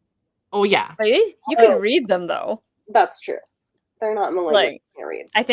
I think it would be a little trickier to explain why you have the whole like series in, I don't know, Like Japanese or something. Japanese, Chinese, any other language that you don't know how to speak. Yeah. I don't consider a UK edition of a book a foreign edition. I know that it is a foreign edition, but to me, it's just a different cover. It's not foreign. It's just Yeah, because it's in a language I can read. Them, though. Yeah, I tend to prefer their editions most of the time these days, just because they're so pretty. They just do a really good job with the covers. They do. I do. Oh yeah, me too. Yeah, it's fair. Like, and sometimes it's also very author based, right? Like I don't necessarily love all the books and authors written equally. And if they're in different series, even more so, right? Like there are some series I love more than others. But I still keep them because I'm like, oh well, I love the author. Yeah. I think they're great. I think I understand what they're doing, you know? Yeah. Cue Olivia Blake, because she's like one of those authors that does a lot of different things, and you're just like, I love her. I love her too. I think have you read Girl Dinner yet? I have. It really was. I love January's is my favorite though. Yeah, I love January's. It was so good. That one was so good. I was so shocked. Sorry, that was a complete tangent. For story collection to be like, oh wow, this is amazing. Yeah, I'm you know, me and short story collections don't always get along, just because it's like you know, 12 to 15 stories. Most of the time, not all of them are going to be good. That was one of the few times where I was like, wow. Yeah. I'm like, I don't even. I will get. I mean, I will get anything by Nevo, anything by Sylvia Moreno Garcia. Yeah, Olivia is the most recent one of mine where I'll do that. I'm just like, all right, I'm gonna buy it. Yep. Like I don't even like it sounds completely unhinged. Yeah. But sure, I'll buy it anyway. No, with Girl Dinner, I listened to I had the arc from NetGalley, and then I emailed the publicist. I was like, "Hey, can I get on the mailing list for this? Because I love it. It's so good." It's so funny. It is. It's less horror than I thought it would be, though. Yeah, satire, horror with satire. Yeah, but I was expecting it to be more horror because that's what they keep saying, and I'm like, it is. It is. Like horror light. It's fun. Good entry point. Anyway, I know that's slightly off topic. I used to do this with Sarah books, but I had to draw the line at some point because I'm like, it's too many books. Yeah. There's too many copies. There's too many versions of them now. Yep. Which good for her, but that too many versions. I can't there's no room. No. Where are you gonna put them? You just have a whole room of you've got 2 rooms in your house that are a library. One is Sarah and one is everybody else. You imagine. I do know some people have very impressive collections of her books, I must say. True. Yes. I right? No. I'm so impressed that they have them. And I'm just like, wow. And some of them are really pretty, but I'm like, my apartment is not that big. I'm so sorry. I can't do it. Can't justify it. As much as I would love to for some of the series. Yeah. Wow. All right. I can't believe we're at the end of this. I know. It's been such a long road. That's true. There is a lot of horror that's satire. Oh, I didn't know she edited a collection. Yeah, I know she's edited a couple short story collections. The UK paperbacks, yeah. Actually for Crescent City, I technically own 2 US copies because I do have the paperbacks from Barnes and Noble, the ones where it's just the art, because I really like the art. I've thought about getting them. I do like the art. Yeah. I just like that the art is, there's no title. Yeah. So I'm like, art. Yeah. Nice. The other short story collection that I know, I think Bethany, you've read it, that I'm really enjoying also, and I'm hoping that I will enjoy it the whole way through, is the Paper Menagerie. That it is I'm once again shocked. Me being like, oh my god, that is like a top tier short story collection though. No, okay. I knew it was supposedly good. Like Yeah, I remember I originally got it around the time I think I had heard you talk about it. So I was yeah, like, okay, yeah, cool. yeah, Didn't start reading it until this month because as one does, gets distracted. yeah, But now that I'm reading, I'm like every story, I'm like, wow. I'm like, wow. It's yeah. very impressive. And it's my first thing I've ever read from him. So I'm like, Oh, wow. Yeah, it was the first thing I had read from him also, actually, and I was just like, mhm. "This is incredible, I need to read more of your stuff." Yeah. I'm looking forward to reading the other one too, because he has another short story collection, right? Yeah, but I haven't actually read either, I need to at some Hmm. point, but That one, and I have to read the series. yes. Now that whenever I have room for that. I know, which I need to keep going with those too, like, they're on I've read the first 2. Oh, you only have They're two really more good, then. but they're really I long. You want to know why I haven't read them? Because I'm busy reading Robin Hood. Yeah, I mean, yeah. I need to finish. Every time I read a Robin Hood book, I'm just like, I'm I know, so. I love them so much. I have 1 series left Oh, for you're so close. I'm so close, Realm of the Elderlings. Oh, so I am on the third series, so I will have two after that. okay, So yeah. we can discuss it after. I'm very scared though, because it's only been one book in this series, and I'm already like, too much trauma has occurred for me. There's always trauma. Yeah. That's she does that, Ah, This is a oh, thing that she does. but she's good. she's very good at it though. She's incredible, yeah. It's Like I just can't stop reading once I start reading one of her books. I It's know. Anyway. I I feel like we're so off topic, but oh yeah, see, that is exactly how I felt every time I finish a book from her. I'm just like, I can't look at another. well, this is also why have spaced them out. I'll do, like, a series a year is what I've been doing with her. Mm. Except this year, because of Sarah J. Maas stuff, I was just like, I don't have bandwidth for that too, but I really wanna, like, hop in and finish the final series. They're so good. Mm. Well, I've been reading them mostly back to back since last year because we've done. So my friend and I are reading them together, and we do one a month, more or less. But then I think during live ship, we were both really traumatized. Yeah. So we were reading live ship. I'm like, oh no, no, take a break. That one was particularly traumatizing. Yeah. They're good though. I mean, they're amazing. Yes, They're very worth working your way through. And I yeah. know a lot of people don't necessarily love the entry point. Mhm. Because I know Assassin's Apprentice, some people are like a little lukewarm on that. Yeah. And I can see why, kind of, but at the same time, I'm like, it is good for what it is, and it only gets better from there. So Yeah. if you read the first one and you're kind of like, I don't know, you should try at least the second one. I Because agree. that's where things kind of go. If you don't like the second one, then Then that's where I'm like, you're fine. You can yeah. stop reading them. But the second one is kind of where things go. They get big, I guess, is what I want to say. This makes sense. I mean, there Yes. are a lot. This is why I've kind of broken it out over, like, a few years to make my way through her stuff because it is a lot. Do a live ship though. It's great. I love Live Ship. Live Ship, I think, is my favorite series from her. I don't know yet. I have to read the others before I can say this for sure. So far, yeah. Yeah. But it's a I lot. also saw Bethany's other comment in the chat about like limited space for books. And I agree with you. At this point, I'm actually at capacity, so I also have to be very like, what can I actually keep? Same, because I cannot I'm add not at to the capacity. bookshelf, so Can I have your space, Jess? I would love to have more space. Absolutely. Because I'm always at capacity now, which Yeah. is like just a typical, I think, Bethany will agree. It's a typical New York problem. it is. And You're just like, I have a lot of bookshelves in my well, apartment. so do I. Yeah, but it's like there's only so It's many. never enough because there's always, you know what, and that's a good thing because there's always a new book that is just so good you want to keep it. It's true. It's true. Oh, yeah. I Yep. have That was me. actually It's I fine. have the very first thing I did in this room for bookshelves is I put because my shelves are actually on the walls. I did know. shelves on the very top because I have 8-foot ceilings. So like Oh, there's that's so there's tall. nothing up there like to stop, Yeah. so you just keep going. Yeah. And I only have those on 2 walls. And so right now I could do the other 2 walls and do 2 rows of shelves before I I'm ever so even get jealous. into like Wow. affecting anything else. Wow, I wish I had.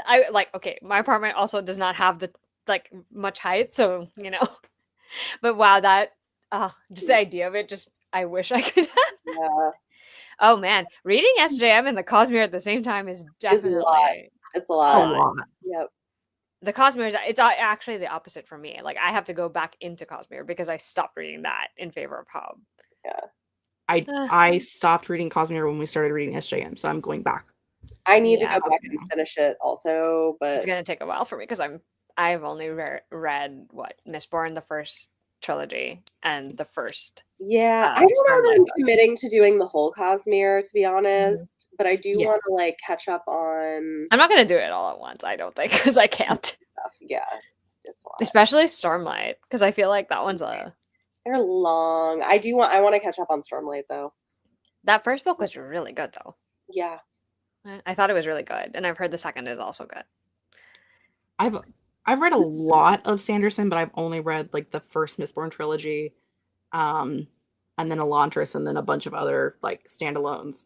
Oh, I do want to read some of the standalones actually. Those are I think my next book is going to be Warbreaker, and then I'm going that's to the go one I want to read. to the second set of Mistborn because I was told to separate my Mistborn between the first era and the second era because they're so different.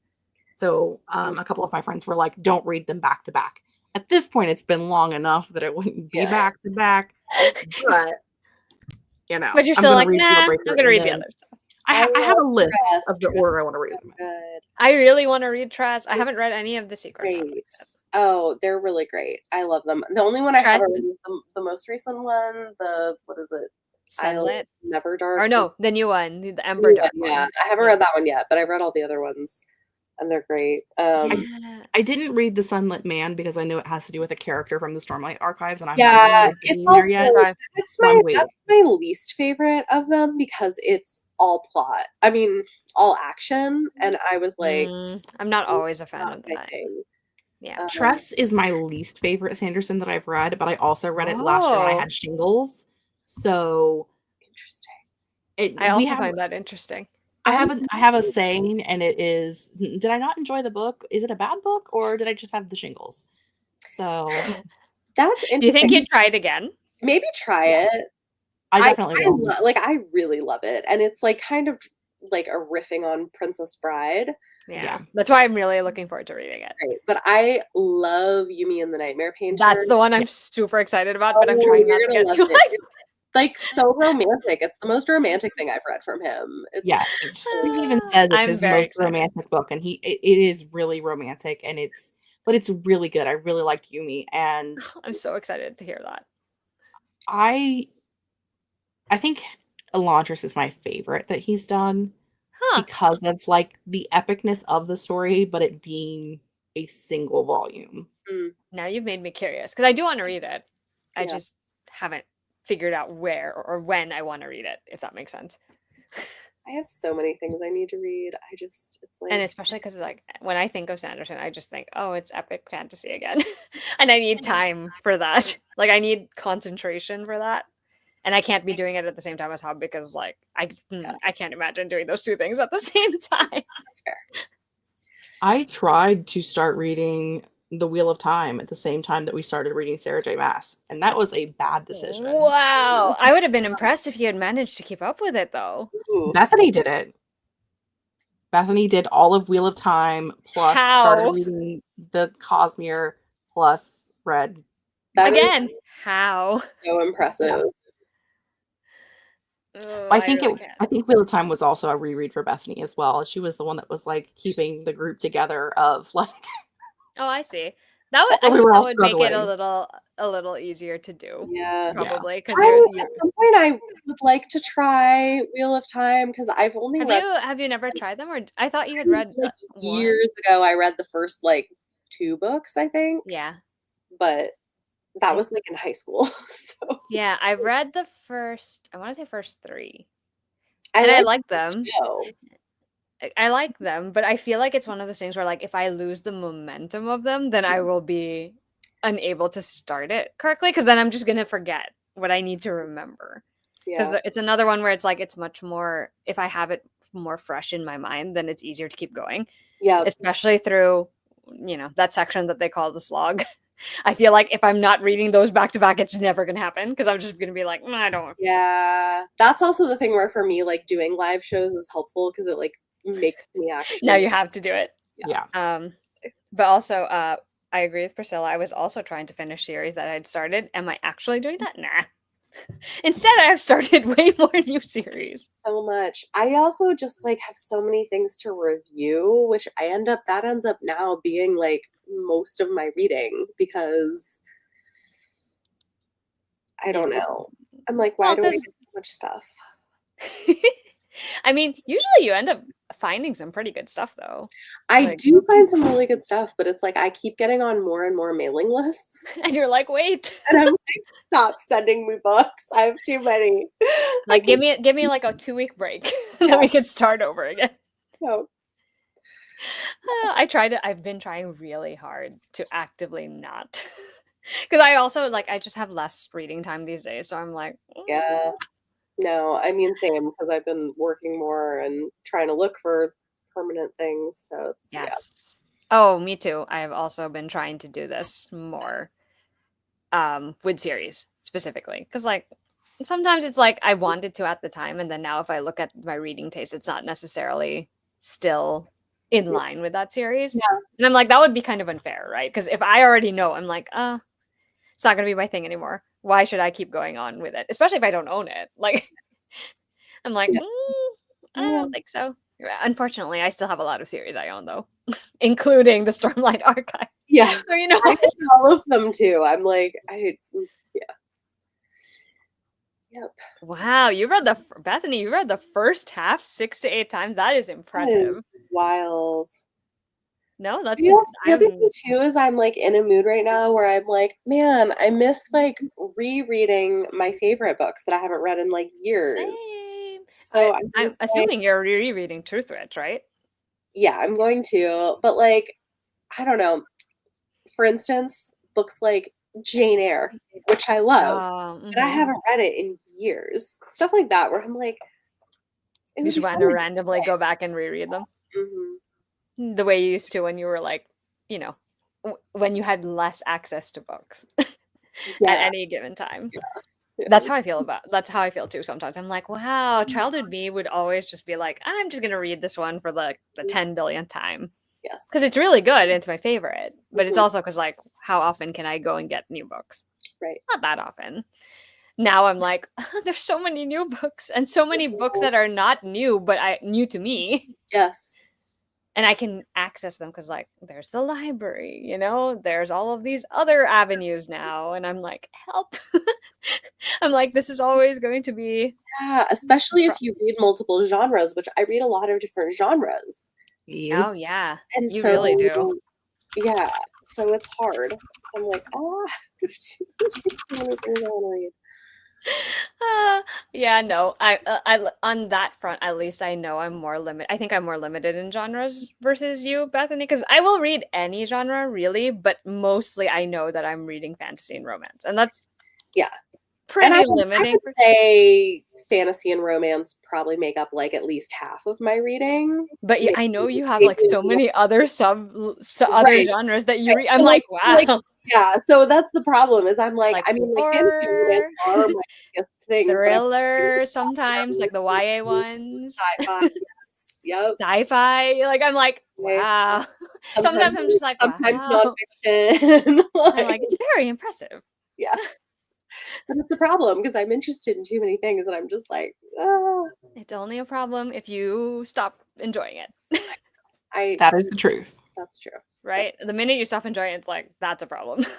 That's true. Which I'm pretty good about DNFing stuff I'm not liking.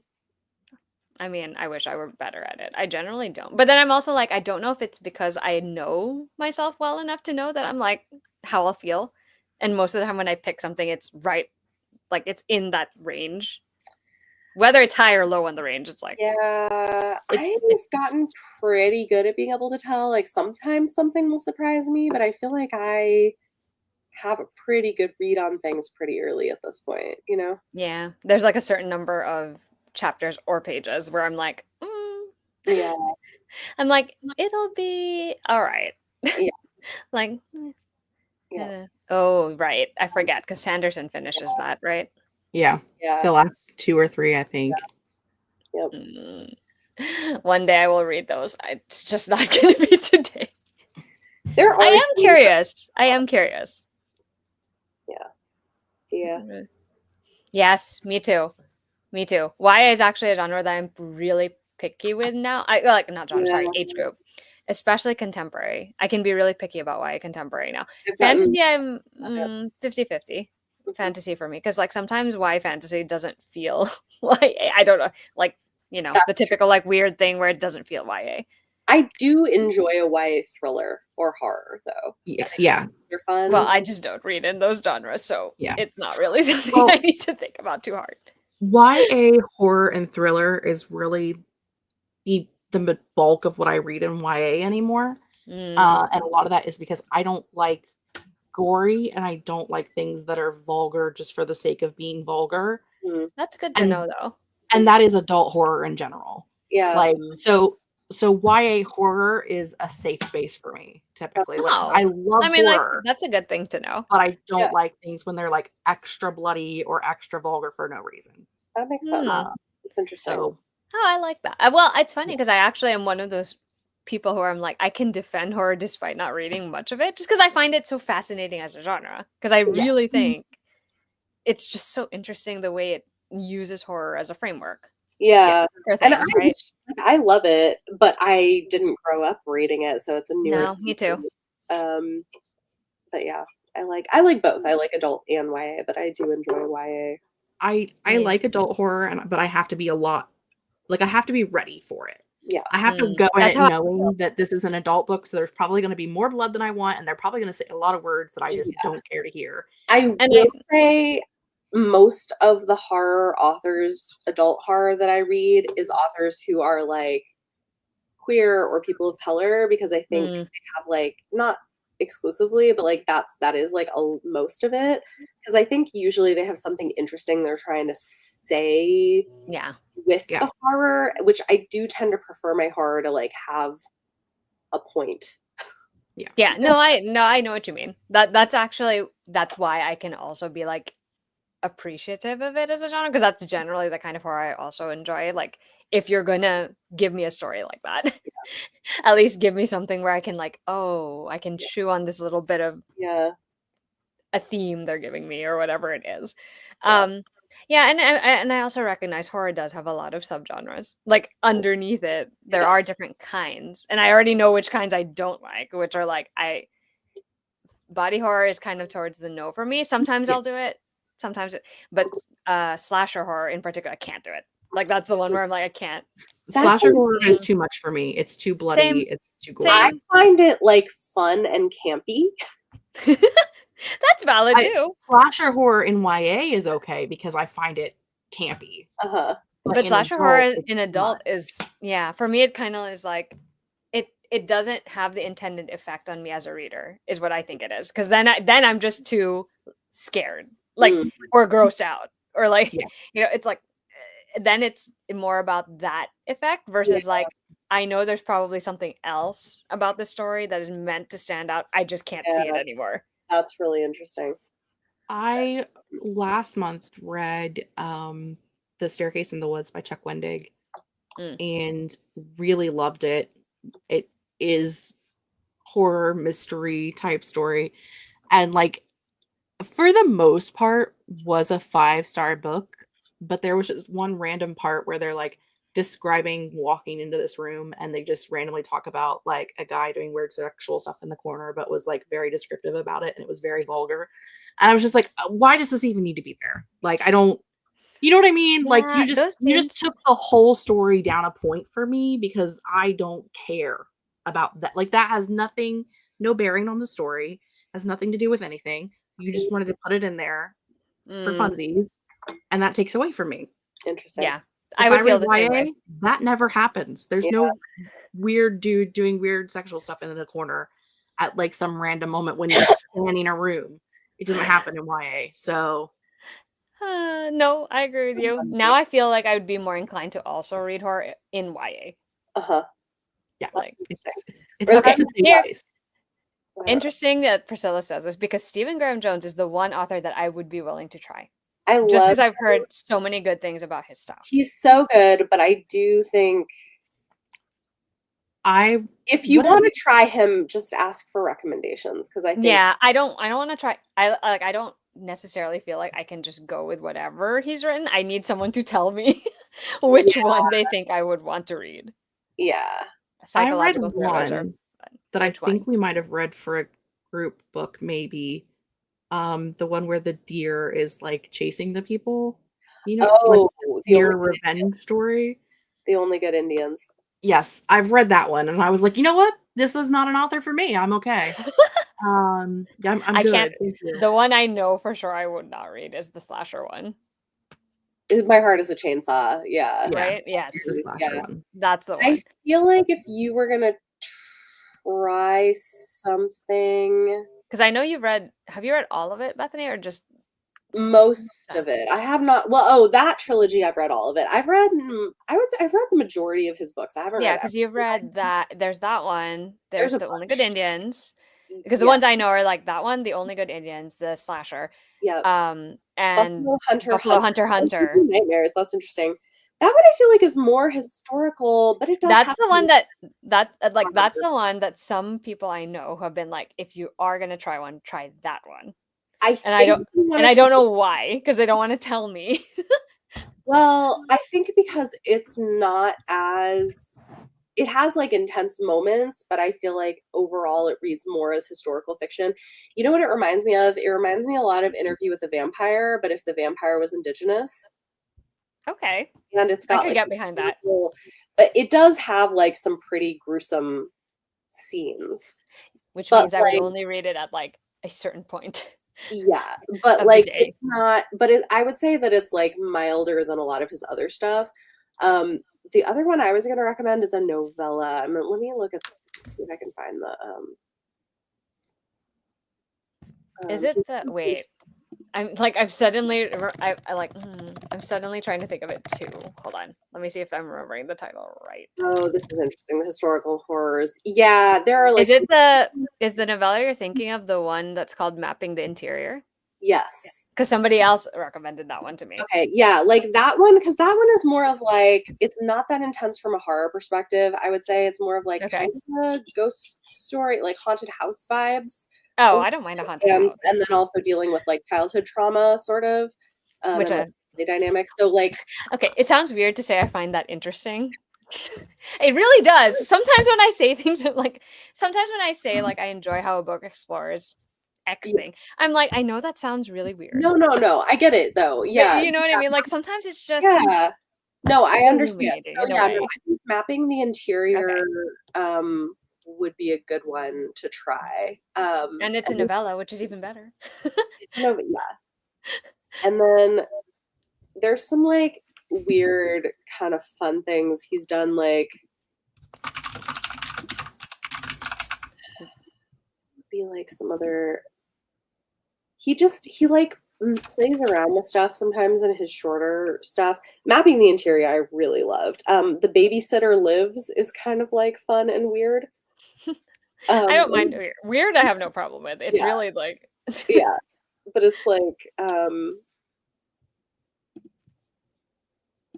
oh yeah, Babysitter Lives is in the new novella duology. There is, I guess it is kind of gory. It is kind of gory. It's creepy. But it's also like kind of funny. It's like this. Is it campy gory then? It's like a babysitter, but then like the kids get like creepy stuff happens with this babysitter staying with these kids, and it gets really noted. Watch me. Okay, for now I will stick to Mapping the Interior since you said that one is more like haunted house. Probably. Okay. I think, and on that note, okay, Priscilla liked The Babysitter Lives. It is a good Halloween story. I agree. So yeah, so I would say this is the season for it. Yeah, but like I would say Mapping the Interior is probably like the least intense of the things I've read from him. So okay, good to know. Yeah, because I feel like he's just one of the ones I'm curious about, just because I've seen so many people talk about him. Yeah. I mean, I really love his stuff, but it definitely, some of it does get pretty intense. So, I love As how long as we've I know in gone advance. off on a completely different tangent at this point. You want to know why? Because we're waiting for that announcement. Yeah, That's really what it is. Like, casually waiting. It's true. because like, okay, because we could have like really, I don't know if we needed to really go into like the one by like, you know how at the beginning we were like one by one character discussions and sort of deep dive. I feel like with House of Earth and Blood, Mhm. Sky and Breath, and like there's really not much more to it past that first initial like discussion we have of those characters, because a lot of it Yeah. is still the same trauma Right. that they're dealing with over the, and what changes is like what they're doing for the plot. Right. Like they're all doing different things for the plot, and since it's so plot centered, like as long as we've discussed the plot, which we Yeah. did, Yeah. um I, you know, yes, Oh, I this is actually great. think that, It's like all of a sudden the announcement, everyone's gonna be like, "Oh my god, did you hear?" Yeah. Did you hear what happened? Yeah. she's like, guess we're coming back. Who's about to make a comeback? Yeah. That's so fun. But Well, yes, thanks to to everybody who's conclude, like followed along with us for all this year and a half journey through all of her like, books. It's and been whether you are returning to them or reading them for the first time, I hope, I like, my hope is that everyone had a good time, right? Like, I certainly did, and I think I came out of them with like a greater appreciation for her books, to be honest, than I had before. Where I was like, oh, like these are not what everybody keeps saying they are, and also like are even better than I think I realized. yeah, I think it's just nice to be able to remember why I love them, Yeah, because like it's partially because we reread them, but also because of the dissecting them with people who feel very similarly, and yeah, people who are also like open to discussing the things they think are great, the things that mhm, maybe weren't so great, or yeah, like are worth discussing. um absolutely. it just reminds you of like the good stuff, you know. It's hard now, I think, sometimes because she's become so popular and so mainstream in a way where Yeah, like even and the kind of general avoiding population. controversy, I feel like Yeah, in some ways. I don't know. it's hard because like those discussions tend to be, it's more like quantity now over quality discussions for the Yeah, most part, because it's, you know, it's content, content, content, content, content, and it's kind of hard to find the quality stuff where you get to just like just enjoy them, yeah. have And fun then with like them. let's but also like discuss like what's done well, what isn't. Yeah, yeah, And then I like think too, going back to the beginning and seeing how she's sort of like grown over the years and yes, improved and like taken feedback absolutely. from things she did get wrong and then did better, you know? Hmm. I Yeah. think, yeah, and it's just fun to see how her writing has, it, some of what has stayed, you know, the same and what has actually changed, Yeah, and just like it's just fun. Honestly, it's been a blast. yeah, And I'm glad for the people who are like who enjoyed it as much as the rest of us did. yeah. I love it. This is interesting. Just knowing like the common perceptions, right or wrong, it's great to get the perspective of OG fans. Yeah. Yeah. Oh, Thanks. I'm glad you guys feel that way. Yeah. It's so I funny guess to me I kind of am sometimes. too because I'm like, I've been reading her for so long. Like Same. I was reading her before I was on YouTube, and I've been on YouTube for almost 8 years. So like, Wild, right? I yeah. know it's funny sometimes because, like, you know, people in my real life, family, Mhm. friends, sometimes they'll be like, "Oh, do you know this book?" And I'm like, "Do I know this book?" This book, yeah, I was like, "You don't want to get me started. It's fine. Like, just read it, and we'll yeah, move on." yeah. Let me tell you the ways. Mhm. Let me tell you all of the back like history here, The things I know. and I know a lot of things at this point. Yeah. Because what they've been out for like, wait, the first one came out 2012. Yeah. Like Throne of Glass came out 2012. So it's been 12, 13 years. Yeah, which is wild. And I mean, I And probably when did did you read you read when you started when Akatar came out? Or did you, no, you did Throne of Glass too, I did right? No, I started with Throne of Glass. I think the first 2 books were out when I started. Yeah. Oh, okay. So just a year later, 2013. Yeah. Yeah. So not that long after. Was it really? That's so wild. Yeah. Yeah, I'm pretty sure. Because 2013 is also the year that Susan's first book came out, if I That's remember so crazy. So it was correctly. like that was like a year before I had my kid who's now 11. Wild. You know what I mean? I mean, like, that's how long I've been reading her books. Like, Yeah. that's It's so I funny to me that sometimes to child think about it.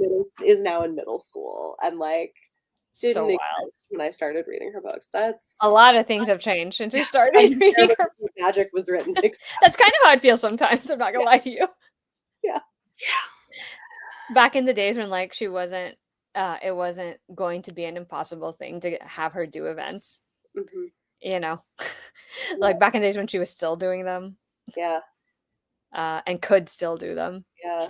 physically speaking, just because the hand thing. Well, you Yeah, know who else wow. I started reading, um, around the same time, well, maybe a couple years before, was Cassandra Clare. Like, I Yeah. started reading the Shadowhunter books a couple years before I discovered Sarah J. Maas. Um, and what's wild is that I Oh, I have did. yeah, but, like, she was at the LA Times Festival of Books Uh-huh. when Clockwork Princess came out, and I have a signed hardcover copy Amazing. of Clockwork Princess from when I met her, like, way back What? in the day. Okay, that's really early in Cassandra Yeah. Clare timeline. Yeah. It's funny because I like for me to with Cassandra Clare, I read the first trilogy. Mhm. It took me a while to finish it, and I was just like, I don't know about this because all the weird stuff that goes on in that Yeah. trilogy. And then I remember, I think it was because everyone around me had been reading it, and by everyone around me, I mostly mean like a couple of my like closest friends and my Yeah. husband. They were all caught up on it, and I was like, okay, fine. I was like, fine, I will read it, you know. And then I proceeded to spend an entire month and a half just reading Shadowhunter books. And this is how late I got to it. That by the time I read it, the latest book to come out was The Red Scrolls. So Wow. do you know? I was like, that's a lot. Wow, yeah, you were, like, late to Like the game. 6, That 3, and then that one book, and then all the short stories. I'm like, this is a lot of books. it is a lot of books. Yeah, whereas when I started, there wasn't that much to catch up on, Because you so had the 2 series, and they were both complete. yeah. Well, Complete. no, You I know. started before they were complete. Well, like but so you had way less to catch up Yeah, on it. I And think it's so I funny. think there was, like, 4 books to read. I was at about the Uh, same time. I started in 2014. Yeah. So there was And it's funny because like I can't imagine not having read them now. Yeah. Like I'm in too deep into the Shadowhunters world. Like there's no like I can't like again. Yeah. It's a similar thing where I really like her characters. Like I find them and her casts because she also does that big Yeah. group cast thing. No, I like her same, I like her characters, and I think I also just really like this sort of fantasy thing where it's, like, our world, but there's a secret Yeah, hidden. and honestly, she does a really good job with it. Yeah. Like it's fun. And I'm one of the few people probably who is still looking forward to that last series. I am not caught up entirely, like, I haven't read the final book in the last series that came out. Oh, I thought it was I still of that series, I think the first book is the strongest. Yeah, I loved the first book. The second book was Yeah. fine. The second book I liked also. It Yeah. was just a little rough. The Mhm. third book I also really liked, but it's not for me. It's still the first book. Okay. I But don't it even ends. know what the It most ends up recent very well. series was. Like I'm that It's far out of it. the second gen. Wolves. Yeah, it's the second gen of like the Clockwork series. Oh, yeah, so Well, I haven't read the last one of that either. It's over there somewhere. Right there. I think that's kind of understandable given like the second book in that series kind of has mixed Yeah, response. it ended in like a huge cliffhanger though. Like Yeah. but we all know what happens because it's in the In the past. past. Yep. So it's like, I mean, I know what happens because I know who their great great great grandchildren Right. are. Yeah. I will say I did enjoy it. I think Bethany, did either of you back the Kickstarter? Did either of you Yes. do I okay. have not read the books. Like, Okay. I Okay. have I'm gonna tell you right now. Okay. You don't really have to read the notable Shadowhunters one because it's really just like a character book. Mhm. That's not like it's not anything you have to read. The first one is really fun. Blackthorn Hall. Okay. So fun. I was so shocked. Like I literally sat there and I was like, okay, I'm just gonna read like the beginning, and then I finished the entire thing in one sitting because it was so entertaining.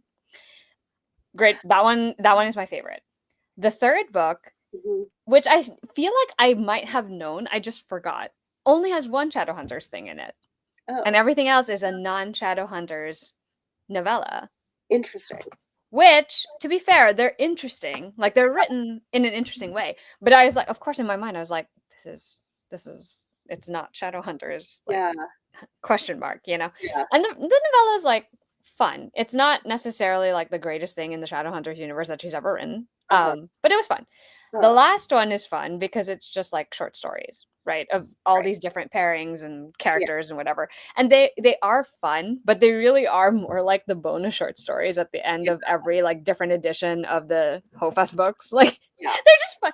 Except for I think there's like 3 or 4 stories at the end where she suddenly starts dropping hints about this last series again. And I'm just here and I'm like, so this is where you're going. Okay. So I'm just like, interesting. So if you are you don't have to read them in order. Like I would just start with the novellas one, just to. Okay. Because I do have, like, I have them. They're very pretty. I have not They're read really short. They're so fast to read. I should. I would do that one first, the novellas one, because then you get the non-Shadowhunter stuff out of the way. Then do the first book, then do the short stories. Okay. Interesting. And I read them all within 1 month. Wild. I really Well, because it just started on accident, to be you know what honest. else I haven't read is the second of her adult fantasy series, which I loved the first one. I haven't haven't read the read it first one. yet. It's real. I was impressed. Like I was like, I oh, heard it's good. it's very good. It's I was also over like there. really It's over there behind me. because I remember when Really? I saw that they had her doing an event with George R. R. Martin and that he like I was surprised. I was like, what? And then I read it and I was like, oh, I get it. I am very I- interested in it. I actually just bought that one last month. Oh, nice. I haven't read it yet either, but I've heard excellent things. It's Sword Catcher. Yeah, it's good. It's really good. And I think it's also interesting because which I went to an event with her for it and I was like, hey, is like this people group and it's supposed to be like, you know, sort of like mirroring Jewish people and because she's Jewish and it is. And I was like, okay, that's really interesting. Like the way that she writes that in. It's Interesting. I am looking forward to reading that. It's good. Yeah, it's very good. Because I've heard excellent things. I like how we're once again talking about someone who is not Sarah J. Maas. As we're They're kind of the same person, right?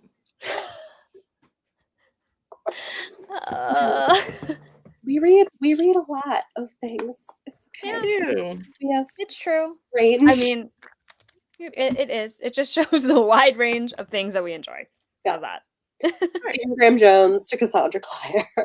I know. What did Robin Hobb first though? Hobb, yeah. To Sanderson. Oh yeah. Graham Jones. Yep. But anyway, yes, I am looking forward to whatever Sarah's going to put out next, and hopefully it will be soon. Yes. And this has been fun. It's been It really has. I'm glad we did it. Me too. All right, y'all. We'll stop. We've been talking for so long. I feel like our longest 20 minutes past my bedtime. I mean, same. Yeah, it's late. Hey, don't knock that off of there. It's got hot wax in it and you'll burn yourself, you big dummy head. Okay. Okay. On that note. Thanks everybody for joining us on this journey, and we hope that you have a great night and a great week. And we'll see you maybe in a few months. Yeah. Mm. Bye.